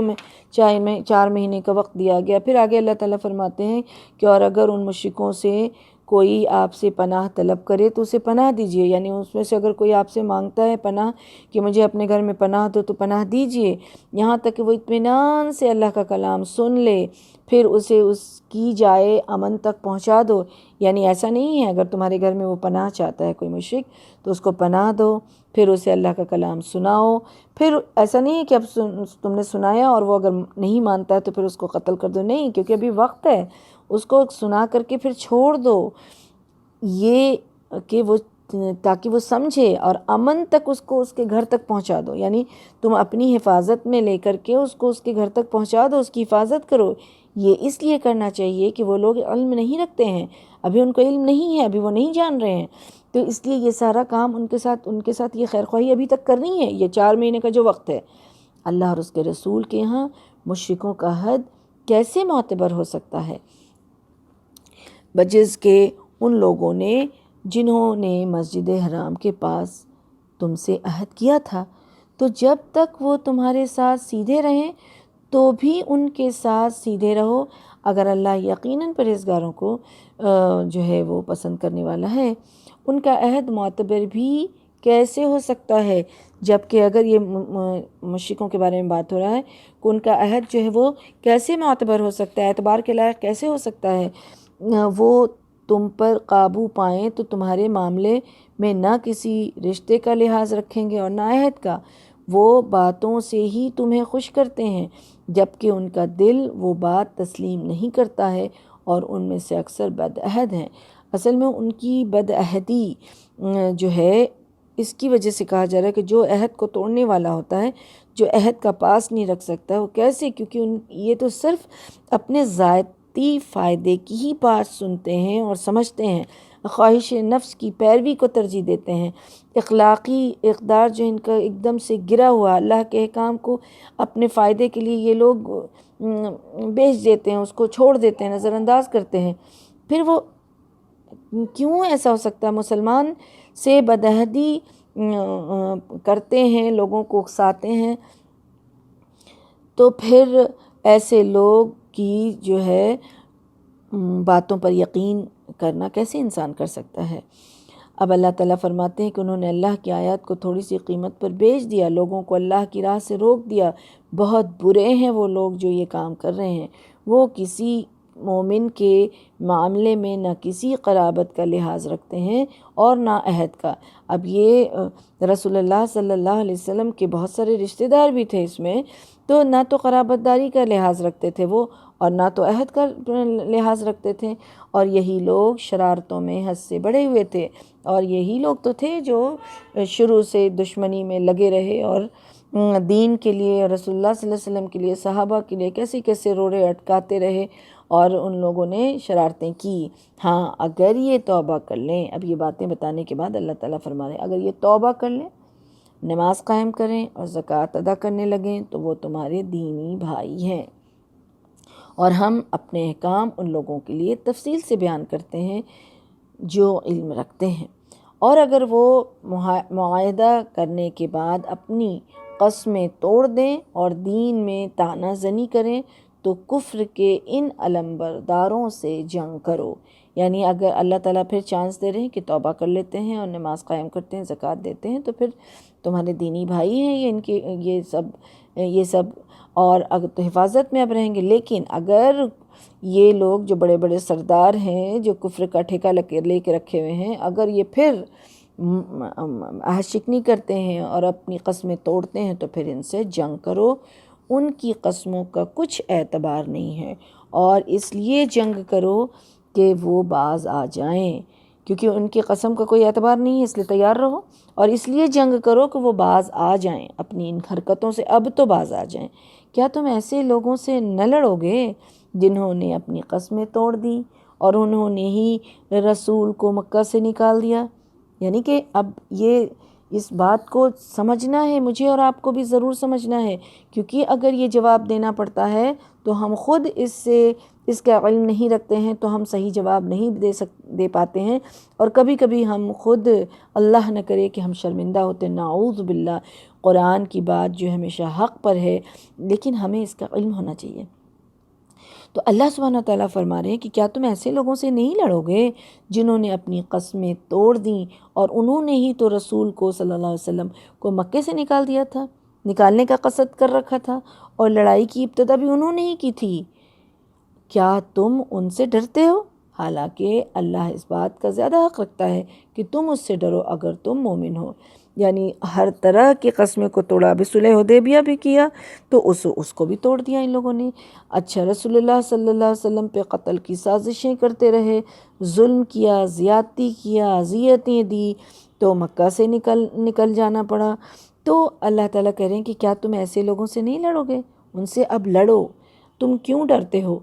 تم اللہ سے زیادہ ڈرنے کا اللہ کا اب حکم ہو رہا ہے، تو اللہ کا زیادہ حق ہے کہ تم اللہ سے ڈرو. اور تمہیں جو حکم دیا جا رہا ہے، تم اگر مومن ہو تو اب تم ویسا ہی کرو. تم ان سے جنگ کرو، اللہ انہیں تمہارے ہاتھوں سزا دے گا، انہیں رسوا کرے گا، تمہیں ان پر مدد دے گا اور مسلمانوں کے سینوں کو ٹھنڈا کرے گا.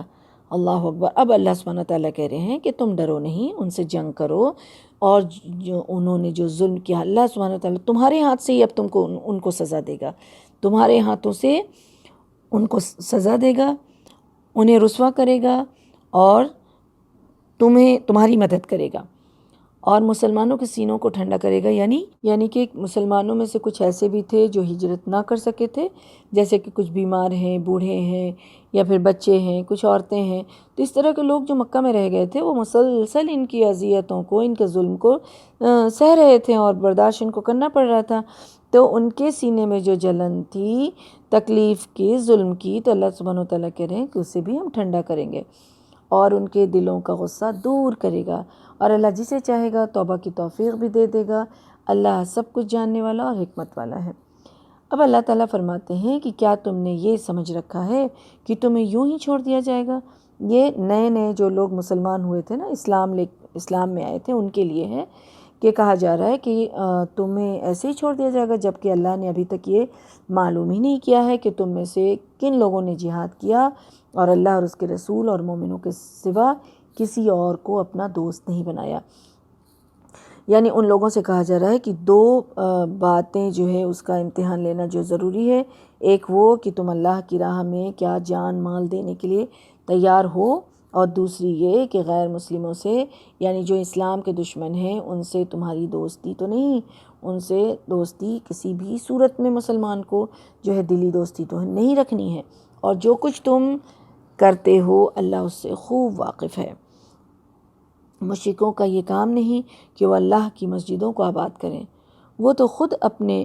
آپ پر کفر کی شہادت دے رہے ہیں. یہی لوگ ہیں جن کے سب اعمال ضائع ہو گئے اور وہ ہمیشہ دوزخ میں رہیں گے. دیکھیے مشرک کن کو کہا جا رہا ہے؟ جو مکہ میں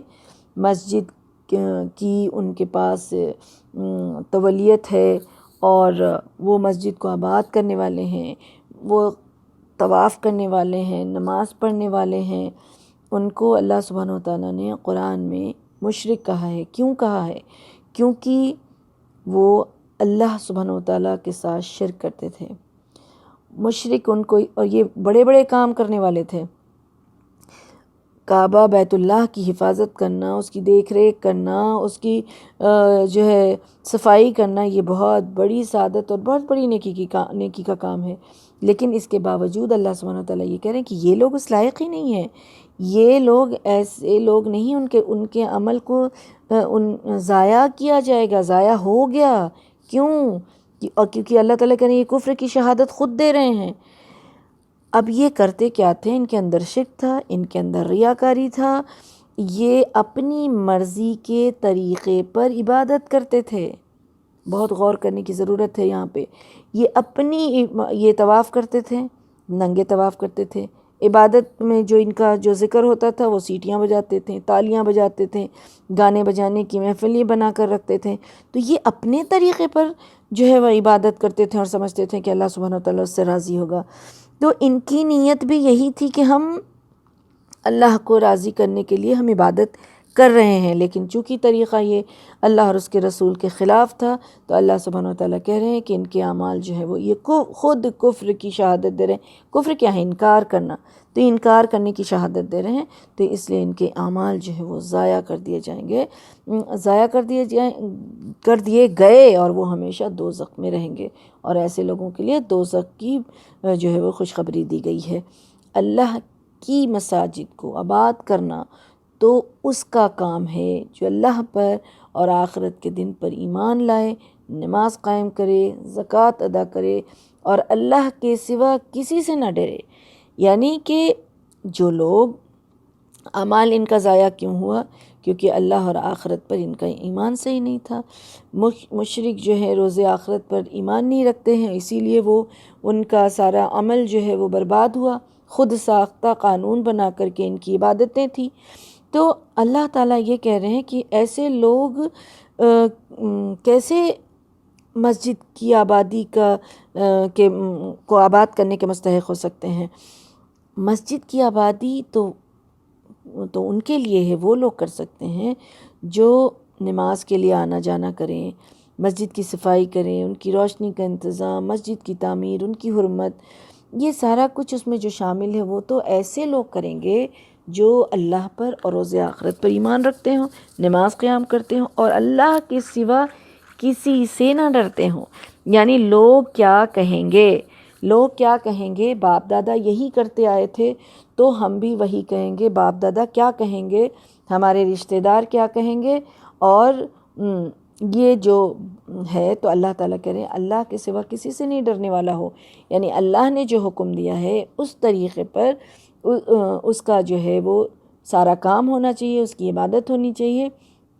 امید ہے کہ ایسے ہی لوگ ہدایت یافتہ ہوں گے. کیا تم نے حاجیوں کو پانی پلانے اور مسجد کو آباد کرنے کو اس شخص کے کام کے برابر بنا دیا ہے جو اللہ پر اور آخرت کے دن پر ایمان لائے اور اللہ کی راہ میں جہاد کرے؟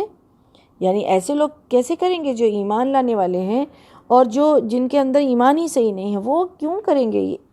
اللہ کے نزدیک یہ برابر نہیں ہو سکتے ہیں. تم نے برابر کر دیا نہیں، اور اللہ ظالموں کو سیدھی راہ نہیں دکھاتا ہے. جو لوگ ایمان لائے اور ہجرت کی اور اپنے مال اور جانوں سے اللہ کی راہ میں جہاد کیا، اللہ کے یہاں ان کا بڑا درجہ ہے اور ایسے ہی لوگ کامیاب ہیں. ان کا پروردگار انہیں اپنی رحمت اور رضامندی کی خوشخبری دیتا ہے، اور ان کے لیے ایسے باغات ہیں جن کی نعمتیں دائمی ہیں، وہ ان میں ہمیشہ رہیں گے. بلا شبہ اللہ کے یہاں ان کے لیے بہت بڑا اجر ہے. اے ایمان والو، اگر تمہارے باپ اور تمہارے بھائی ایمان کے مقابلے میں کفر کو پسند کریں تو انہیں بھی اپنا رفیق نہ بناؤ، اور تم میں سے جو شخص انہیں رفیق بنائے تو ایسے ہی لوگ ظالم ہے. اب دیکھیے، ایمان اسلام میں جب لوگ آنے لگے تھے تو کیا ہوا تھا کہ رشتہ دار میں تھے پورے کے پورے لوگ تو ایمان نہیں لاتے تھے، اسلام میں نہیں آتے تھے. تو اللہ سبحانہ وتعالیٰ یہاں کیا فرما رہے ہیں کہ انسان کا رشتہ جو مضبوط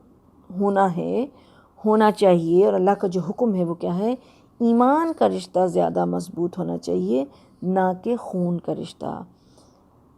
اللہ تعالیٰ فرما رہے ہیں کہ اگر تمہارے باپ بھائی ایمان کے مقابلے میں کفر کو پسند کرتے ہیں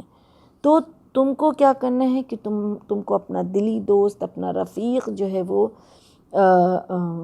اس شخص کو بنانا ہے جو ایمان والا ہے. ان کو نہیں بنانا ہے جو کفر کو پسند کر رہے ہیں، جو اللہ کی نافرمانی کے کام کرتے ہیں، ان کو نہیں بنانا ہے، چاہے وہ کوئی بھی ہو. اب اس کی اور بھی وضاحت اللہ سبحانہ وتعالیٰ کر رہے ہیں کہ اے نبی صلی اللہ علیہ وسلم، آپ مسلمانوں سے کہہ دیجئے، اللہ اکبر، مجھے اور آپ کو یہ خبر دینے کے لیے کہا جا رہا ہے کہ آپ ان سے کہیے کہ اگر تمہیں اپنے باپ، اپنے بیٹے، اپنے بھائی، اپنی بیویاں، اپنے کنبہ والے یعنی اپنے جو قبیلے والے ہوتے ہیں،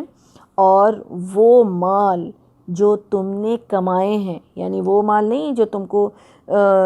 فری میں مل گیا ہو، بغیر محنت کے کمائے ہوں، یعنی جس مال کے لیے تم نے محنت کی ہو، اور تجارت جس کے مند پڑنے سے تم ڈرتے ہو، یعنی وہ تجارت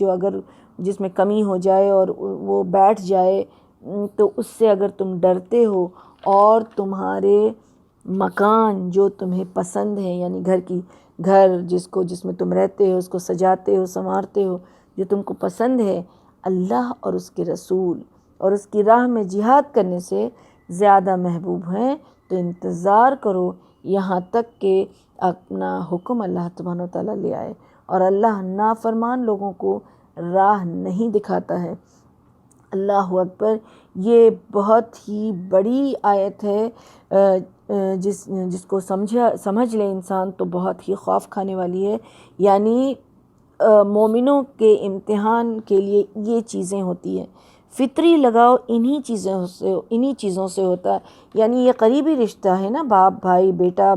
بیوی، یہ سارا رشتہ جو ہے وہ یہ جو 8 چیزیں بتائی گئی ہے یہاں، ان چیزوں سے یہ فطری محبت ہے، فطری لگاؤ ہوتا ہے۔ تو ایمان کے لیے ایمان کو بچانا ہے، اور اسی میں اللہ سبحانہ وتعالیٰ نے آزمائش رکھی ہے۔ اور یہ ساری چیزیں جو محنت کر کے انسان کماتا ہے، جو مال پھر گھر میں رہتا ہے، گھر کو سجاتا ہے، سنوارتا ہے،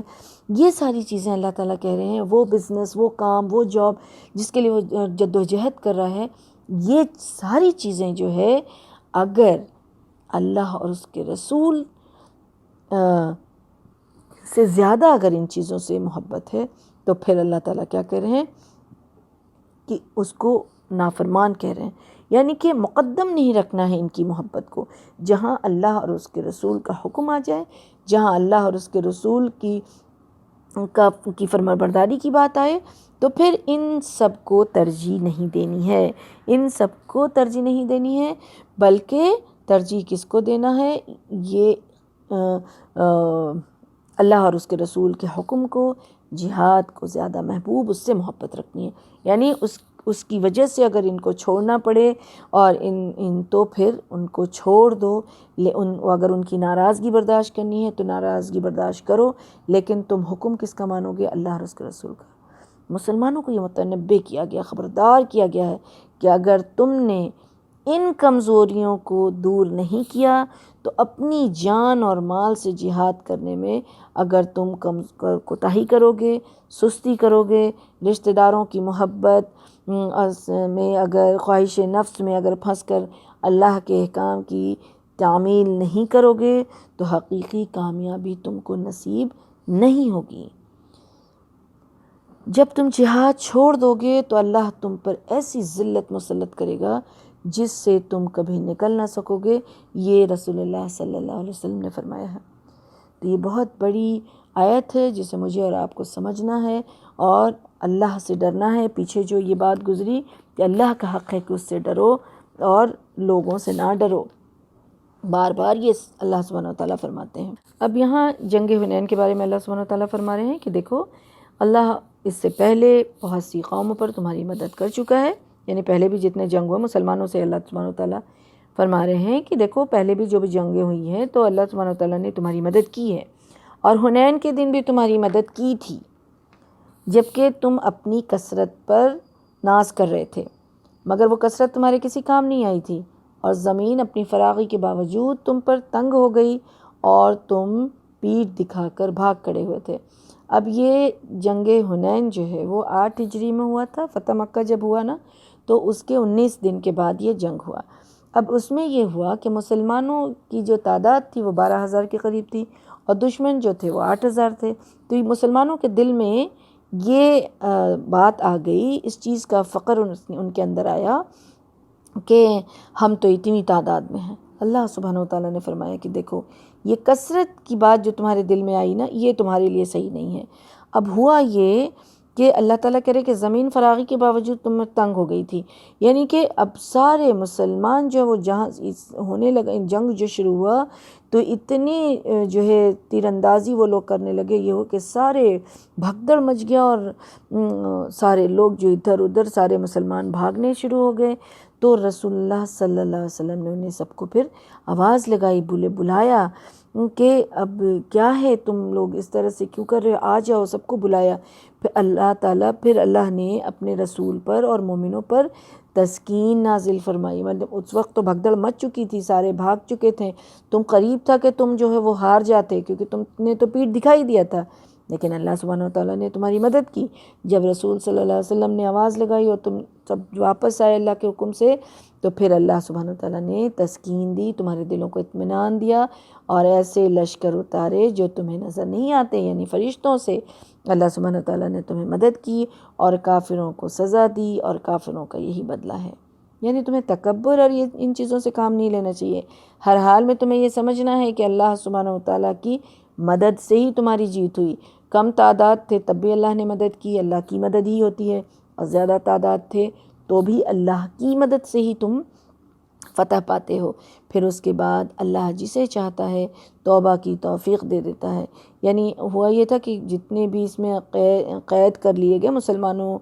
کے انڈر میں جو لوگ آئے قیدی، تو ان کے ساتھ مسلمانوں نے اچھا سلوک کیا، تو پھر اللہ سبحانہ وتعالیٰ جسے توفیق دیتا ہے وہ توبہ کر لیتے ہیں، یعنی ان لوگوں نے اسلام قبول کیا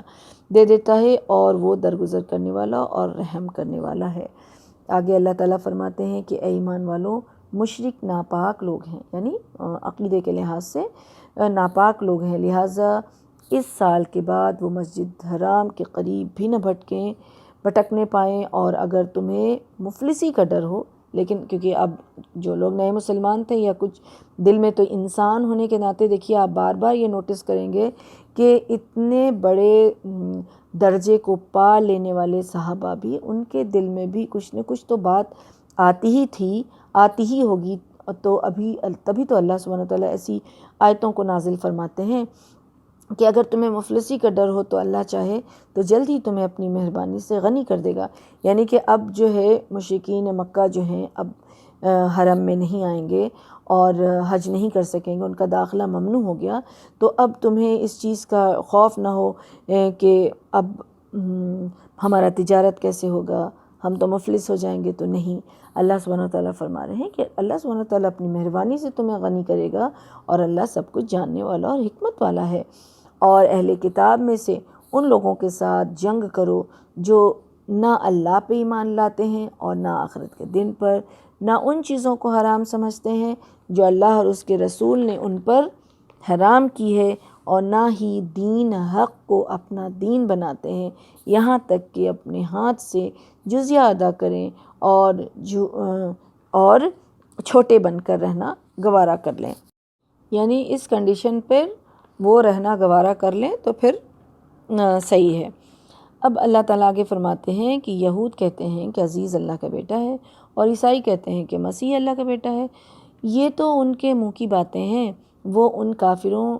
کے قول کی ریس کر رہے ہیں جو ان سے پہلے تھے، اللہ انہیں غارت کرے، یہ کہاں سے بہکائے جا رہے ہیں۔ یعنی یہاں یہود اور نصارہ کے شرک کی بات ہو رہی ہے۔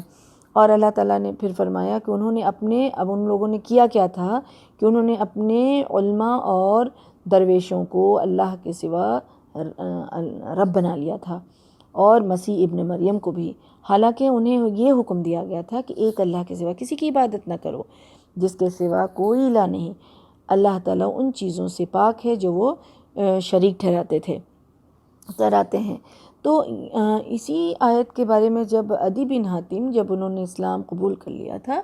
تو انہوں نے رسول اللہ صلی اللہ علیہ وسلم سے دریافت کیا کہ اللہ کے رسول، یہ ہمارے اس وقت کے جو دور جاہلیت میں جو ہمارے علماء اور شیخ تھے، جو درویش تھے، تو ہم لوگ تو ان کو تو رب تو نہیں بناتے تھے۔ تو رسول اللہ صلی اللہ علیہ وسلم نے پوچھا کہ کیا تم وہ لوگ جو حرام کہتے تھے اور جو حلال کہتے تھے، کیا تم اس کو مانتے تھے؟ تو انہوں نے کہا کہ ہاں ایسا تو کرتے تھے۔ تو اللہ کے رسول نے فرمایا صلی اللہ علیہ وسلم کہ یہی تو رب بنانا ہے۔ اب یہ حلال اور حرام صرف کھانے کے معاملے میں نہیں، بلکہ حلال ہر وہ بات ہے، ہر وہ چیز ہے جس سے اللہ نے منع نہیں کیا ہے، جس کی اجازت دی ہے، اور حرام جس سے اللہ نے روکا ہے وہ حرام ہے۔ تو ایسا ان کے علماء کہتے تھے اور ان کی باتوں کو یہ مانتے تھے، تو وہ رب بنانا ہوتا ہے۔ اللہ اکبر۔ وہ چاہتے یہ ہیں کہ اللہ کا نور کو اپنی پھونکوں سے گل کر دیں، یعنی کہ مٹا دیں، لیکن اللہ کو یہ بات منظور نہیں، وہ اپنے نور کو پورا کر کے رہے گا، خواہ یہ بات کافروں کو کتنی ہی بری لگے۔ یعنی کہ دین کی تکمیل ہونی ہی ہونی ہے، اور وہ اللہ کے حکم سے ہو کر کے رہے گا، چاہے وہ کتنی بھی دشمنی کریں اور کتنی بھی چالیں چلیں۔ وہی تو ہے جس نے اپنے رسول کو ہدایت اور سچے دین کے ساتھ بھیجا،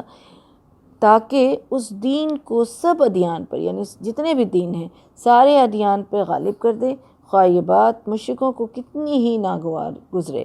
اے ایمان والو، یہودیوں کے اکثر عالم اور درویش لوگوں کے مال ناجائز طریقے سے کھاتے اور اللہ کے راستے سے روکتے ہیں۔ جو لوگ سونا اور چاندی جمع کر کے رکھتے ہیں اور اسے اللہ کی راہ میں خرچ نہیں کرتے، اے نبی انہیں آپ دردناک عذاب کی خوشخبری دے دیجیے، جس دن اس سونے اور چاندی کو جہنم کی آگ میں تپایا جائے گا، پھر اس سے ان کی پیشانیوں، پہلوؤں اور پشتوں کو داغا جائے گا اور کہا جائے گا یہ ہے خزانہ جو تم نے اپنے لیے جمع کر رکھا تھا، لہٰذا اب اپنی جمع شدہ دولت کا مزہ چکھو۔ یہاں زکوٰۃ نہ دینے والوں کے لیے وعید ہے کہ جو اللہ کے مال کو سینت سینت کر رکھتے ہیں اور اللہ کا جو حکم ہے اس میں سے 2.5% جو زکوٰۃ نکالنے کا حکم ہے تو وہ نہیں نکالتے ہیں، تو پھر وہی مال اور وہی خزانہ سے ان کی پیشانیوں کو اور پیٹھوں کو اور پشتوں کو جو داغا جائے گا اور انہیں عذاب دیا جائے گا۔ جس دن اللہ نے آسمانوں اور زمین کو پیدا کیا اس دن سے اللہ کے نوشتہ کے مطابق اللہ کے یہاں مہینوں کی تعداد 12 ہی ہے، جس میں 4 مہینے حرمت والے ہیں، یہی مستقل ضابطہ ہے، لہٰذا ان مہینوں میں قتال ناحق ہے، اپنے آپ پر ظلم نہ کرو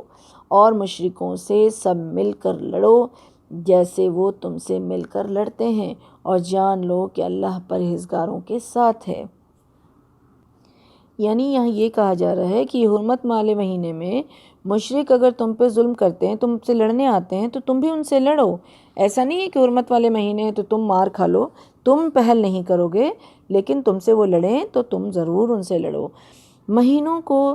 پیچھے ہٹا دینا ایک مزید کافرانہ حرکت ہے جس سے کافر گمراہی میں پڑتے رہتے ہیں۔ وہ ایک سال تو کسی مہینے کو حلال کر لیتے ہیں اور دوسرے سال اسی مہینے کو حرام کر لیتے ہیں، یعنی اپنے سوچ کے مطابق اور اپنے فائدے کے مطابق وہ مہینے کو آگے پیچھے کر لیتے تھے تاکہ اللہ کے حرام کردہ مہینوں کی گنتی پوری کر لیں۔ یعنی وہ 4 مہینے پورا کرنا تھا تو وہ گنتی پوری کر لیتے تھے اپنے حساب سے،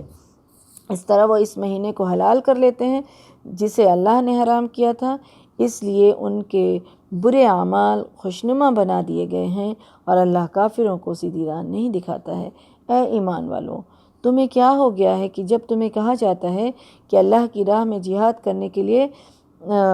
نکلو تو تم زمین کی طرف بجھ جاتے ہو، جھک جاتے ہو؟ کیا تم نے آخرت کے مقابلے میں دنیا کی زندگی کو پسند کر لیا ہے؟ حالانکہ آخرت کے مقابلے میں دنیاوی زندگی کا فائدہ بالکل ہی ہینچ ہے، بالکل ہی جو ہے وہ کم ہے، اس کی کوئی حیثیت نہیں۔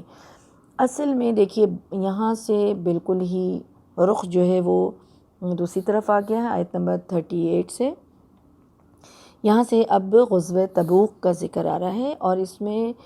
منافقوں کے بارے میں ان کی خاصیت اور ان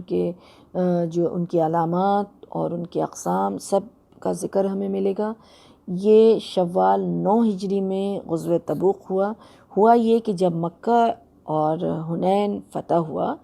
تو اس کے بعد عرب میں اسلام کا جو ہے بہت ہی بول بالا ہو گیا، اسلام عروج پر آ گیا۔ تو اب کیا ہوا کہ شام کی سرحد اور اس سے جو روم کے جو مسلمان تھے وہ لوگ اس کامیابی سے جو اپنے اندر خطرہ محسوس کرنے لگے اور انہوں نے مسلمانوں سے جو ہے وہ لڑنے کی تیاری شروع کر دی، یعنی اسلام کو توڑنے کی کوشش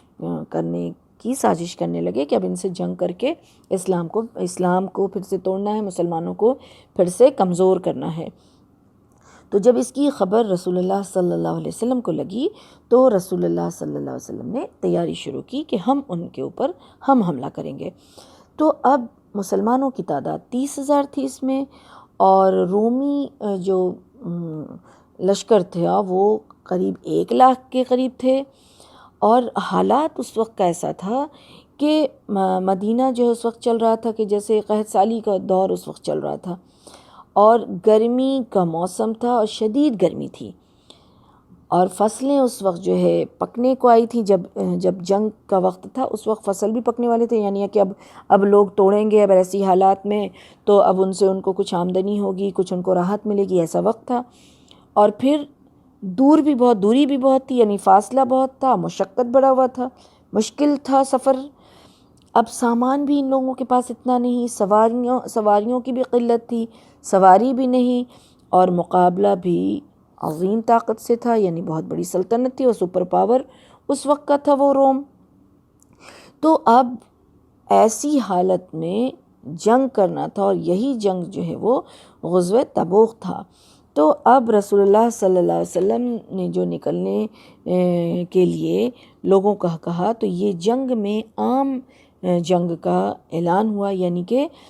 یہ فرض عین تھا، یعنی کہ ہر لوگوں کو جہاد کا حکم، ہر کسی کو نکلنا ہے، چاہے آپ کے پاس وسائل ہے نہ ہے، یا مطلب آپ کی مرضی نہیں ہے، بس حکم ہو گیا تو آپ کو نکلنا ہے، یہ تھا۔ تو اسی جنگ کے بارے میں یہاں رہا، اور کہا جا رہا ہے کہ تم دعویٰ کرتے ہو کہ ہم ایمان لے کے آئے ہیں، اور جب وقت آ گیا ہے تو تم دنیا کی فکر کر رہے ہو، اور تم دنیا کو پسند کر رہے، دنیا کو ترجیح دے رہے ہو، جبکہ آخرت جو ہے دنیا کے مقابلے میں وہ بہت ہی بڑا ہے۔ جنت جو ہے وہ بہت ہی وسیع ہے، اور جنت کی جو آرائش ہے، جو آرام ہے، اس کا تم اندازہ نہیں لگا سکتے ہو۔ جنت کے بارے میں تو آتا ہے کہ جنت میں جو سب سے آخر میں داخل ہوگا وہ شخص، تو اس کے پاس یہ دنیا میں سب کچھ ہے، اس سے بڑی سلطنت اس کے پاس ہوگی، جو سب سے آخر میں داخل ہوگا جنت میں، سبحان اللہ۔ اور جنت کے بارے میں کہا جاتا ہے جنت میں جو زیورات ملیں گے، اس میں سے ایک کنگن اگر جو ہے وہ اس کی چمک کو اگر وہ جو ہے دنیا پر آ جائے اس کی روشنی، تو وہ سورج کی روشنی سے زیادہ وہ چمکدار ہوگی۔ اور کہا جاتا ہے کہ عورتوں کی جو ایک دوپٹہ ہوتی ہے، ایک دوپٹہ اتنی قیمتی ہوگی کہ دنیا کی ساری چیز، یعنی سارے مال سے زیادہ قیمتی ایک دوپٹہ ہوگی، سبحان اللہ۔ تو یہ جنت کا اندازہ تو کوئی لگا ہی نہیں سکتا ہے، کوئی نہیں لگا سکتا کہ اس جنت کے لیے تم دنیا کو ترجیح دے رہے ہو۔ تو یہ بات یہاں کہی جا رہی ہے، اور اسی مشقت کی وجہ سے اس جنگ کو کیا کہا تھا، جیش العسرہ کہلایا۔ وہ جو جنگ تبوک میں جو لوگ نکلے تھے مسلمان، ان کو جیش العسرہ کہا جاتا ہے۔ اب اگر اللہ تعالیٰ فرماتے ہیں اگر تم نہ نکلو گے تو اللہ تمہیں دردناک سزا دے گا، اور تمہارے علاوہ دوسرے لوگ لے آئے گا، اور تم ان کا کچھ نہیں بگاڑ سکو گے، اور اللہ ہر چیز پہ قادر ہے۔ دیکھیے پہلے اللہ سبحانہ وتعالیٰ کیسے رغبت دلا رہے ہیں کہ دیکھو دنیا کو پسند مت کرو، آخرت بہت اچھا ہے۔ پھر اس کے بعد اللہ تعالیٰ کرے گا اگر نہیں نکلے نا تو تم کو دردناک عذاب دے گا، اور اللہ کے لیے کوئی مشکل نہیں ہے، وہ تم کو عذاب دے کے دوسری قوم لے آئے گا۔ اس لیے بھلائی اسی میں ہے کہ نکلو، تم نکلو، اللہ کا حکم مانو۔ اگر تم اس کی مدد نہ کرو گے، کس کی؟ محمد صلی اللہ علیہ وسلم کی، نبی کی مدد نہیں کرو گے، تو اس سے پہلے اللہ نے اس کی مدد کی جب کافروں نے اسے مکہ سے نکال دیا تھا۔ یعنی تم سمجھتے ہو کہ تم اگر مدد نہیں کرو گے تو مدد تو کرنے والا اللہ کی ذات ہے۔ اس نے تو اس نبی کی مدد اس وقت بھی کی جب کافروں نے اسے مکہ سے نکال دیا تھا، جبکہ وہ دونوں غار میں تھے۔ کون دونوں؟ رسول اللہ صلی اللہ علیہ وسلم اور ابو بکر صدیق رضی اللہ عنہ غار میں تھے، اکیلے تھے۔ دو میں سے دوسرا میں تھا، مطلب اللہ تعالیٰ فرما رہے ہیں اپنے ساتھی سے کہہ رہا تھا، یعنی کہ رسول اللہ صلی اللہ علیہ وسلم ابو بکر صدیق رضی اللہ عنہ سے کہہ رہے تھے کہ غم نہ کرو، اللہ ہمارے ساتھ ہے۔ پھر اللہ تعالیٰ نے اس پر اپنی طرف سے سکون قلب نازل کیا، ایسے لشکروں سے اس کی مدد کی جو تمہیں نظر نہیں آتے تھے، اور کافروں کے بول کو پست کر دیا۔ اور بول تو اللہ کا ہی بالا ہے، یعنی بلند ہے، اور اللہ ہر چیز پر غالب اور حکمت رکھنے والا ہے۔ اب یہاں یہ بات کہہ دی گئی کہ دیکھو ہر وقت اللہ سبحانہ وتعالیٰ جو ساتھ ہوتا ہے۔ اب اس وقت بھی جب دونوں اکیلے تھے، ابو بکر صدیق رضی اللہ عنہ اور رسول اللہ صلی اللہ علیہ وسلم، تو تیسرا میں تھا، یعنی اللہ سبحانہ وتعالیٰ اپنے علم کی بنا پہ تھے۔ جب ان لوگوں نے جب بھروسہ کیا تو اللہ نے کیا کیا، ان کے سینوں کو سکون سے بھر دیا، اور ایسے لشکروں سے مدد کی، یعنی فرشتوں سے مدد کی۔ اللہ تعالیٰ جس سے چاہے مدد لے سکتا ہے، تو فرشتوں سے ان کی مدد کی۔ دشمن جو ہے وہ آ کر کے بھی نہ دیکھ سکے، اور ہر طرح سے حفاظت فرمائی۔ ہلکے بھی نکلو اور بوجھل بھی، یعنی اگر تمہارے پاس مال ہے تو بھی نکلو، نہ ہے تو بھی نکلو، خوشی سے اگر نکلتے ہو تو بھی نکلو، اگر تمہیں بوجھ سمجھ آ رہا ہے تو لیکن تم اس سے بھی نکلو، یعنی ہلکے بھی نکلو اور بوجھل بھی۔ اور اپنے اموال اور جانوں سے اللہ کی راہ میں جہاد کرو، یعنی مال ہے مال سے کرو، جان ہے جان سے کرو، جو چیز تمہارے پاس ہے اس سے اللہ کی راہ میں جہاد کرو، یہی بات تمہارے حق میں بہتر ہے اگر تم جانتے ہوتے۔ اگر دنیاوی فائدہ قریب نظر آتا اور سفر بھی واجبی سا ہوتا تو یہ منافق آپ کے ساتھ ہو لیتے، مگر یہ مسافت انہیں کٹھن معلوم ہوتی ہے تو وہ لوگ اللہ کی قسمیں کھا کر کے کھاتے ہیں کہ اگر ہم تمہارے ساتھ نکل سکتے تو ضرور نکلتے، یہ لوگ اپنے آپ کو ہی ہلاک کر رہے ہیں اور اللہ خوب جانتا ہے یہ لوگ یقیناً جھوٹے ہیں۔ یعنی اس وقت جب فرض عین ہوا جنگ تبوک کے لیے نکلنا تھا تو جو الحمدللہ جو ایمان کے پکے تھے مسلمان تھے ان لوگوں نے تو اپنی جان مال سب کے ساتھ نکلنے کی ٹھان لی اور سب نکلے، لیکن جو منافق تھے وہ بہانے ڈھونڈ ڈھونڈ کر لا رہے تھے کہ یہ چیزیں ہوتی تو ہم ضرور نکلتے، ایسا ہوتا تو ضرور نکلتے، ہمارے ساتھ یہ مجبوری ہے، ہمارے ساتھ یہ پریشانی ہے۔ تو اللہ سبحانہ وتعالیٰ کہہ رہے ہیں کہ اللہ سبحانہ وتعالیٰ ایسے جھوٹے لوگوں کو ضرور جانتے ہیں۔ اے نبی صلی اللہ علیہ وسلم، اللہ آپ کو معاف کرے، آپ نے انہیں کیوں پیچھے رہنے کی اجازت دے دی، یہاں تک کہ آپ پر یہ واضح ہو جاتا ہے کہ ان میں سے سچے کون ہیں جھوٹے کون۔ یعنی اللہ تعالیٰ کہہ رہے ہیں کہ آپ انہیں کیوں اجازت دے دیتے ہیں جبکہ آج آپ کو اللہ کے حکم سے یہ آپ کو سمجھ میں آ جاتا ہے کہ جھوٹ کون بول رہا ہے سچ کون بول رہا ہے۔ یعنی منافق جو آ کر کے کہتے تھے تو رسول اللہ صلی اللہ علیہ وسلم کو یہ سمجھ میں آ جاتی تھی کہ یہ جھوٹ کہہ رہا ہے، لیکن پھر بھی وہ اجازت مانگتا تھا تو پھر اجازت دیتے، ٹھیک ہے کوئی بات نہیں، نہیں جانا چاہتے ہو نہیں جاؤ۔ جو لوگ اللہ پر اور آخرت کے دن پر ایمان رکھتے ہیں وہ آپ سے ایسی رخصت نہیں مانگتے کہ انہیں اپنے مال اور جانوں سے جہاد کرنے سے معاف رکھا جائے، یعنی دور رکھا جائے، اور اللہ پرہیزگاروں کو خوب جانتا ہے۔ یعنی اللہ تعالیٰ کہہ رہے ہیں کہ جو لوگ ایمان رکھتے ہیں اللہ پر اور آخرت پہ وہ لوگ ایسی رخصتیں تھوڑی مانگیں گے، ایسے تھوڑی آ کے پوچھیں گے کہ چاہے یہ ایسا کریں تو ہم یہ بات ہے یہ ریزن ہے تو مجھے چھوڑ دیا جائے مجھے معاف کیا جائے، تو ایسا تھوڑی کریں گے۔ ایمان والے کا یہ طریقہ نہیں ہے۔ اللہ تعالیٰ سب کو جانتا ہے کہ تقوی والا کون ہے اور منافق کون ہے۔ آپ سے رخصت صرف وہی لوگ مانگتے ہیں جو اللہ پر اور آخرت پر ایمان نہیں رکھتے ہیں اور ان کے دل شک میں پڑے ہوئے ہیں اور وہ اپنے اسی شک میں پھنسے ہوئے ہیں۔ اگر ان سے نکلنے کا ارادہ ہوتا تو وہ اس کے لیے کچھ تیاری بھی کرتے، لیکن اللہ کو ان کی روانگی پسند ہی نہیں تھی، لہٰذا اس نے انہیں سست بنا دیا اور کہہ دیا کہ تم بیٹھے رہنے والوں کے ساتھ بیٹھے ہی رہو، اگر وہ نکلتے بھی تو تمہارے اندر خرابی میں ہی اضافہ کرتے اور تمہارے درمیان فتنہ برپا کرتے، ادھر ادھر دوڑتے پھرتے۔ پھر تم میں کچھ ایسے بھی لوگ ہیں جو ان کی باتیں دھیان سے سنتے ہیں اور اللہ ایسے ظالموں کو خوب جانتا ہے۔ یعنی یہ منافقوں کے بارے میں بتایا جا رہا ہے کہ منافقوں کی سچائی کا معیار کیا ہے، کہ اگر انہیں جہاد کی تیاری مکمل طور پہ کر لی ہوتی تو پھر کوئی ایسا حادثہ پیش آ جاتا جس کی وجہ سے وہ فی الواقع ابھی جہاد کے لیے جانے سے معذرت مانگ رہے ہیں، تو اس صورت میں ان کی سچائی پر اعتماد کیا جا سکتا تھا، لیکن جس صورت میں انہیں کوئی ایسی فکر تھی ہی نہیں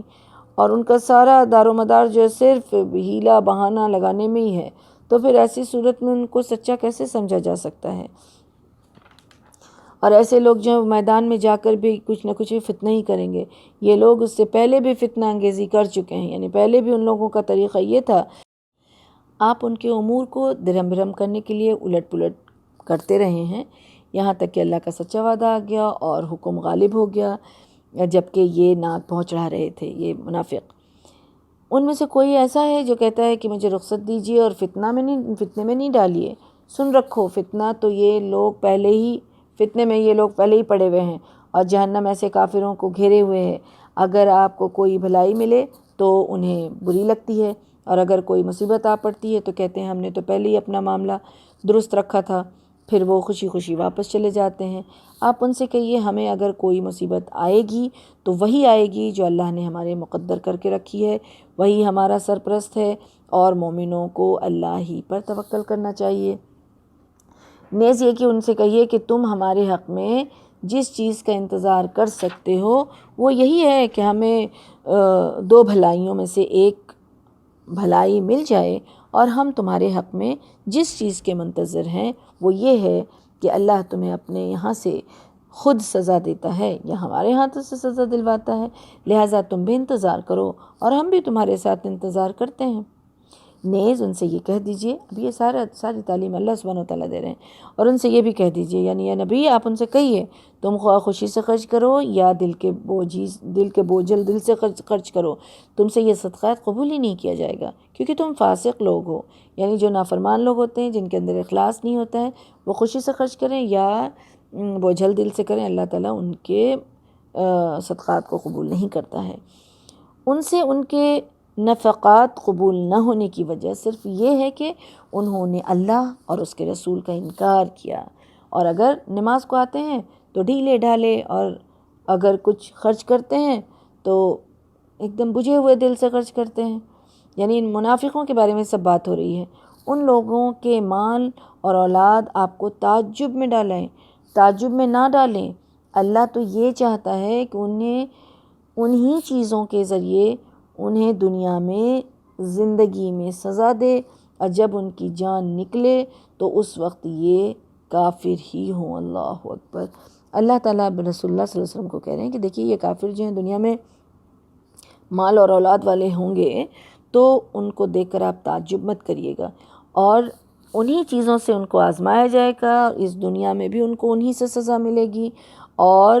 جب ان کی جان نکلے گی وہ تو کافر ہی ہوں گے۔ وہ اللہ کی قسم کھا کھا کر کہتے ہیں کہ ہم تمہیں میں سے ہیں، حالانکہ وہ ہرگز تم میں سے نہیں، بلکہ یہ ڈرپوک لوگ ہیں۔ یعنی ساتھ جو ہے بہت سخت آیت یہ بات بتائی جا رہی ہے کہ یہ لوگ قسمیں کھاتے ہیں کہ ہم مسلمان ہیں، ہم مسلمان ہیں، لیکن حقیقت میں یہ مسلمان نہیں ہوتے ہیں۔ یہ لوگ جو ہیں انہی کے ان کے مال اور ان کی اولاد سے ہی آزمائے جائیں گے، اور انہی سے ان کو سزا ملے گی، اور یہ سزا ان کو اس طرح سے ملی تھی کہ ان کی اولاد ہی مسلمان ہو گئی۔ جس اولاد کے لیے سب کچھ کرتے وہی اولاد جو ہے اس دین اسلام کے لیے کام کرنے لگی اور ذریعہ بن گئی، جن کے لیے یہ ہمیشہ دشمنی میں لگے رہے، تو یہ ان کے لیے بہت بڑی سزا تھی۔ اگر یہ کوئی پناہ کی جگہ یا غار یا سرنگ میں چھپنے کی جگہ پا لیں گے تو یہ تیزی سے دوڑتے ہوئے وہاں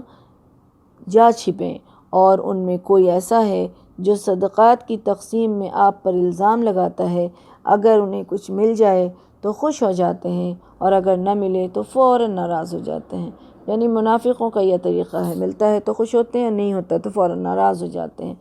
کیا ہی اچھا ہوتا اگر وہ اس پر راضی ہو جاتے جو اللہ اور اس کے رسول نے انہیں دیا تھا، اور کہتے کہ اللہ ہمارے لیے کافی ہے، اللہ ہمیں اپنے فضل سے بہت کچھ دے گا، اور اس کا رسول بھی، ہم اللہ ہی کی طرف رغبت رکھتے ہیں۔ یعنی اللہ تعالیٰ کہہ رہے ہیں کتنی اچھی بات ہوتی کہ اگر ان کو جو کچھ ملتا ہے اور جس حالت میں بھی وہ رہتے ہیں تو وہ یہی کہتے ہیں کہ حسبنا اللہ، میرے لیے تو اللہ کافی ہے، اللہ نے جو دیا اس پہ وہ خوش ہو جاتے ہیں، لیکن نہیں۔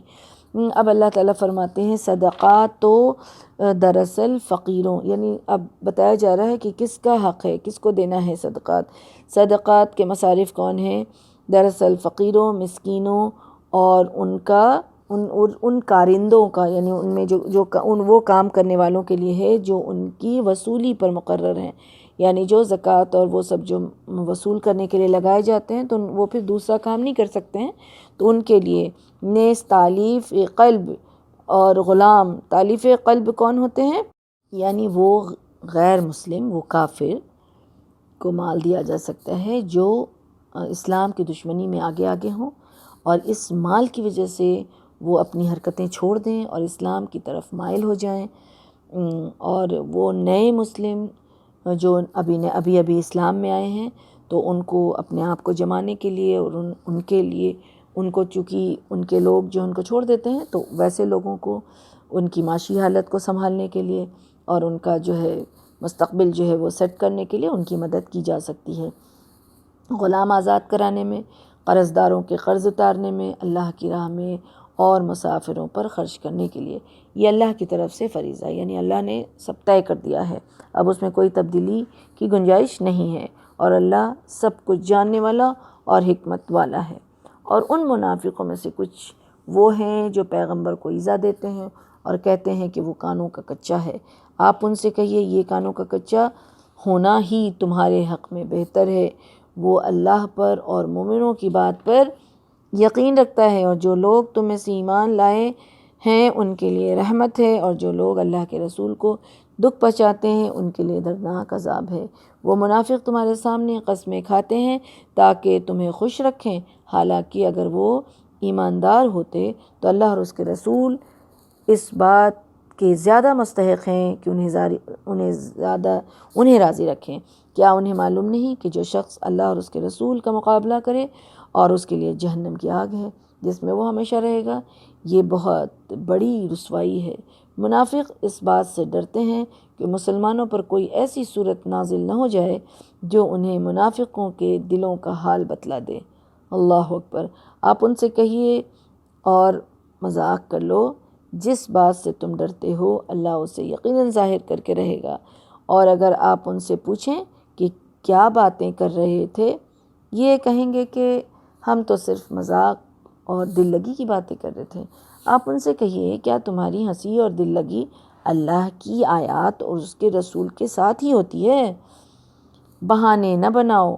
تم فی الواقع ایمان لانے کے بعد کافر ہو چکے ہو۔ اگر ہم تمہارے ایک گروہ کو معاف کر بھی دیں تو دوسروں کو ضرور سزا دیں گے، کیونکہ فی الواقع مجرم ہیں۔ منافق مرد ہوں یا عورتیں ایک ہی تھیلی کے چٹے بٹے ہیں، جو برے ہیں کام اور حکم دینے کے لحاظ سے، یعنی برے کاموں کا حکم دیتے ہیں اور بھلے کام سے روکتے ہیں، اور اپنے ہاتھ بھلائی یعنی صدقات سے کھینچ لیتے ہیں۔ وہ اللہ کو بھول گئے ہیں تو اللہ نے بھی انہیں بھلا دیا ہے۔ اللہ نے بھلا دیا مطلب کہ اللہ کا بھلانا یہ ہے کہ جب اللہ کسی کو بھلا دے تو اپنے فضل اور رحمت سے اس کو محروم کر دیتا ہے۔ یہ منافق دراصل ہے ہی نافرمان۔ منافق مردوں، منافق عورتوں اور کافروں سے اللہ نے دوزخ کی آگ کا وعدہ کر رکھا ہے جس میں وہ ہمیشہ رہیں گے، اور وہ انہیں کافی ہے۔ ان پر اللہ کی پھٹکار ہے، ان کے لیے دائمی عذاب ہے۔ یہ انہی لوگوں کی طرح ہے جو ان سے پہلے تھے۔ وہ لوگ تم سے زیادہ طاقتور اور مال اور اولاد کے لحاظ سے تم سے بڑھ کر تھے۔ انہوں نے اپنے مقدر کے مزے لوٹے اور تم نے اپنے مقدر کے، جس طرح تم سے پہلے لوگوں نے اپنے مقدر کے مزے لوٹے تھے، اور تم بھی انہی باتوں میں پڑ گئے جن میں وہ پڑے ہوئے تھے۔ ایسے لوگ ہیں جن کے اعمال دنیا اور آخرت میں برباد کر دیے جائیں گے، اور یہی لوگ خسارہ پانے والے ہیں۔ اب یہاں کہا جا رہا ہے کہ یعنی قوم عاد، قوم سمود، قوم نوح، قوم ابراہیم، یہ سب جتنی بھی قومیں تھیں جن کی شان و شوکت تم لوگوں سے بڑھ کر کے تھی، یعنی مشرکین مکہ کو کہا جا رہا ہے کہ تم سے بڑھ کر کے ان کی شان و شوکت تھی، انہوں نے تم سے بہت زیادہ عیش و عشرت کی زندگی گزاری۔ وہ لوگ طاقت کے لحاظ سے بھی تم سے زیادہ مضبوط تھے اور مال اور اولاد کے لحاظ سے بھی تم سے بہت زیادہ آگے تھے، پھر بھی دنیا میں مست ہو کر آیات کو بھول گئے تھے وہ لوگ۔ اب وہ لوگ دنیا میں مست ہو کر آیات کو بھول گئے تھے، اس کی نافرمانیوں پر اتر آئے تھے، یعنی اللہ کی نافرمانیوں پر اتر آئے تھے اور اللہ کی آیات سے مذاق اڑا رہے تھے، اور اللہ کی آیتوں سے ہی دل بہلانے کا کام کرنے لگے تھے۔ تو آج تمہیں بھی یہ بات بتائی جا رہی ہے کہ جب انہوں نے ایسا کیا، جب انہوں نے اللہ کو بھلا دیا، تو پھر نتیجہ میں کیا ہوا، اللہ نے ان کی پکڑ کیسے سخت کی۔ تو تم بھی اگر ایسی روش اختیار کرو گے تو اللہ سبحانہ وتعالیٰ تمہارے ساتھ بھی ایسا کرنے میں دیر نہیں لگائے گا۔ انہیں ان لوگوں کی حالات نہیں پہنچی جو ان سے پہلے گزر چکے ہیں، مثلا نوح علیہ السلام اور کی قوم، اور عاد اور سمود ابراہیم علیہ السلام کی قوم، تو ان کے بارے میں نہیں پہنچی ہے، جو وہ بستیاں جنہیں الٹ کر رکھ دیا گیا تھا۔ بستیاں الٹ گیا مطلب کہ جب بستیاں الٹنے کا مطلب یہ ہے کہ لوط علیہ السلام کی قوم کی بستیاں جو تھیں انہیں الٹ دیا گیا تھا، یعنی جبرائیل علیہ السلام اللہ کے حکم سے آئے اور بستی کو اوپر بلندی پر اٹھایا اور اوپر جا کے نیچے پٹک دیا، اوندھا مار دیا، گرا دیا نیچے۔ پھر بھی اس قوم مطلب کہ اللہ کا غضب جو ہے وہ ٹھنڈا نہیں ہوا، تو اللہ سبحانہ وتعالیٰ نے پھر ان پر پتھروں کی بارش بھی برسائی۔ اللہ اکبر، یہ سزا ان کو ملی تھی۔ تو یہ کہا جا رہا ہے کہ بس یہ خبر تمہیں نہیں ملی ہے، تم کو پتہ نہیں ہے اس کے بارے میں، ان کے پاس ان کے رسول واضح دلائل لے کر آئے تھے۔ اللہ کی یہ شان تھی، اللہ کی یہ شان نہ تھی کہ وہ ان پر ظلم کرتا، بلکہ وہ خود ہی اپنے آپ پر ظلم کرتے تھے۔ یعنی اللہ تعالیٰ تو یہ چاہتا ہی نہیں ہے کہ لوگوں پر ظلم کرے۔ اللہ سبحانہ و تعالیٰ لوگوں سے کوئی دشمنی تو رکھتا نہیں ہے، نہ انہیں عذاب دینے کا شوق رکھتا ہے،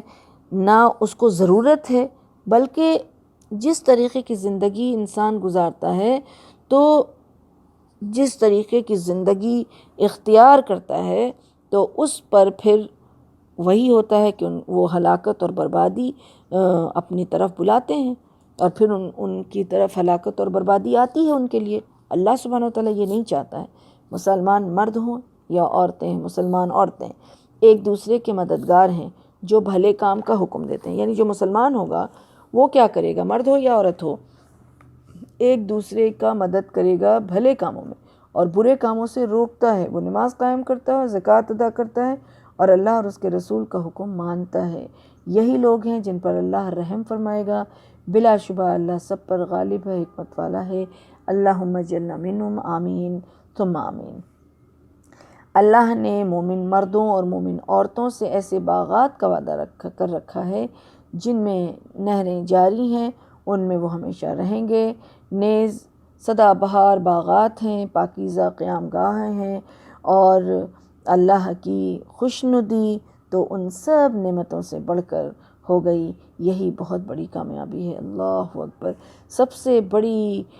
جو ہے کامیابی کیا کہا جا رہا ہے کہ رضوان من اللہ اکبر، اللہ کی خوشنودی۔ اب یہ کیا اللہ کی خوشنودی سے کیا مراد ہے کہ جب اللہ سبحانہ وتعالیٰ جنت کی بے شمار نعمتوں سے نوازیں گے، تو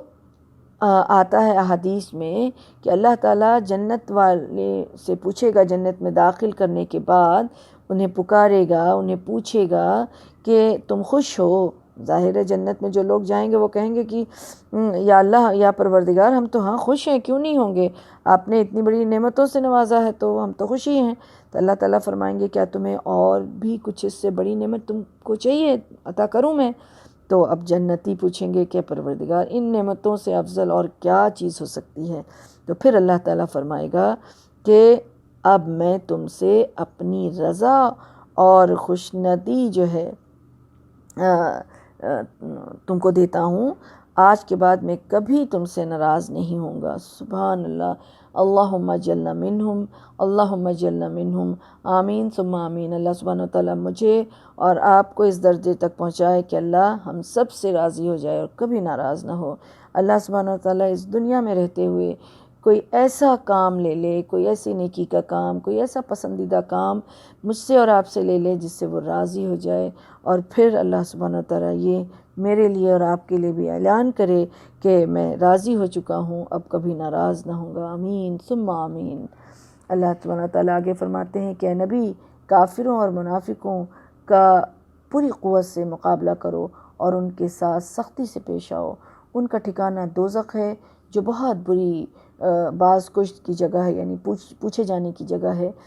وہ اللہ کی قسم کھا کر کے کہتے ہیں کہ انہوں نے یہ بات نہیں کہی، حالانکہ انہوں نے کفر کا کلمہ کہا تھا اور اسلام لانے کے بعد کافر ہوئے ہیں۔ نیز انہوں نے ایسی بات کا ارادہ کر رکھا تھا جسے وہ کر نہ سکے۔ یہ کون سی بات ہے؟ یہ منافقوں کی اس حرکت کے بارے میں یہاں بتایا جا رہا ہے کہ ہوا یہ کہ جب جنگ کے لیے جب نکلے تھے، جنگ تبوک سے واپسی کے وقت میں کیا ہوا کہ کچھ منافقوں نے معاذ اللہ رسول اللہ صلی اللہ علیہ وسلم کو قتل کرنے کی سازش ان لوگوں نے کر لی تھی۔ اب کہ ایک گھاٹی کی طرف سے عقبہ نام کی ایک گھاٹی تھی، تو وہاں سے گزریں گے تو نعوذ باللہ وہ وہاں جو ہے وہ قتل کریں گے۔ اب جب وہاں پر پہنچے تو اللہ سبحانہ وتعالیٰ نے اپنے فضل سے رسول اللہ صلی اللہ علیہ وسلم پر وحی کے ذریعے سے خبر کر دی اب رسول اللہ صلی اللہ علیہ وسلم نے دوسرے قافلوں کو تو یہ خبر اعلان کروایا کہ ان لوگوں کو بولو کہ راہ بدل لیں اور دوسرے راستے سے آئیں، تو ان لوگوں نے تو راستہ بدل لی، لیکن رسول اللہ صلی اللہ علیہ وسلم کے سامنے جو منافق تھے ان لوگوں نے فوراً ہی حملہ کرنا چاہا، تو رسول اللہ صلی اللہ علیہ وسلم نے جو اس وقت ان کی اونٹنی کو حذیفہ بن یمان رضی اللہ عنہ جو ہے وہ پکڑے ہوئے تھے، تو انہیں کہا کہ ان کو مارو، اور پھر انہیں مارا گیا، اور ان کے پھر رسول اللہ صلی اللہ علیہ وسلم نے حذیفہ بن یمان کو بتایا کہ یہ منافق لوگ ہیں، اور پھر یہ تم کسی کو بتانا نہیں، اسی لیے حذیفہ بن یمان کو رازدان رسول بھی کہا جاتا ہے کہ راز کی بات انہوں نے بتائی،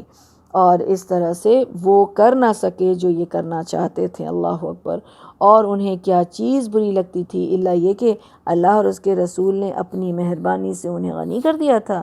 اگر یہ توبہ کر لیں تو ان کے حق میں بہتر ہے، اگر یہ اعراض کریں تو اللہ انہیں دنیا میں بھی دردناک عذاب دے گا اور آخرت میں بھی۔ یعنی ایسے لوگ جو ہیں وہ اب بھی توبہ کریں تو اللہ سبحانہ وتعالیٰ معاف کرنے کے لیے تیار ہے، لیکن اگر نہیں تو پھر تو آخرت میں تو زبردست ہے، اور دنیا میں بھی ان کو عذاب ملے گا، اور ان کے لیے روئے زمین پر کوئی حامی اور مددگار نہیں ہوگا۔ اور ان میں سے کچھ ایسے ہیں جنہوں نے اللہ سے عہد کیا تھا کہ اگر ہمیں اپنے مہربانی سے مال و دولت عطا کرے گا تو ہم ضرور اس میں سے صدقہ کریں گے اور نیکی کرنے والوں میں بن جائیں گے۔ پھر جب اللہ نے انہیں اپنی مہربانی سے مال عطا کر دیا تو پھر وہ بخل کرنے لگے، اور پھر انہوں نے اپنے عہد سے پھر اپنے آپ کو پھیر لیا، پھر گئے وہ، جس کے نتیجے میں اللہ نے ان کے دلوں میں اس دن تک کے لیے نفاق ڈال دیا جس دن وہ اس سے ملیں گے، جس کی وجہ یہ ہے کہ انہوں نے اللہ سے جو وعدہ کیا تھا اس کی خلاف ورزی کی، اور اس لیے بھی کہ وہ جھوٹ بولا کرتے تھے۔ اسی لیے جھوٹ جو ہے گناہ کبیرہ ہے، جھوٹ سے بہت ہی اجتناب کرنے کی ضرورت ہے، اور سب سے ضروری ہے چھوٹے چھوٹے جھوٹ سے، کیونکہ کوئی انسان جب چھوٹا چھوٹا جھوٹ بولتا ہے تو وہ بڑے جھوٹ پر دلیر ہو جاتا ہے۔ اللہم لا تجعلنا منہم، آمین یا رب۔ کیا انہیں معلوم نہیں کہ اللہ ان کے مخفی راز اور سرگوشیوں تک کو جانتا ہے؟ یعنی جو چھپے ہوئے راز ہیں اور جو سرگوشی کر رہے ہیں اللہ انہیں بھی جانتا ہے، اور یہ بھی کہ اللہ غیب کی باتوں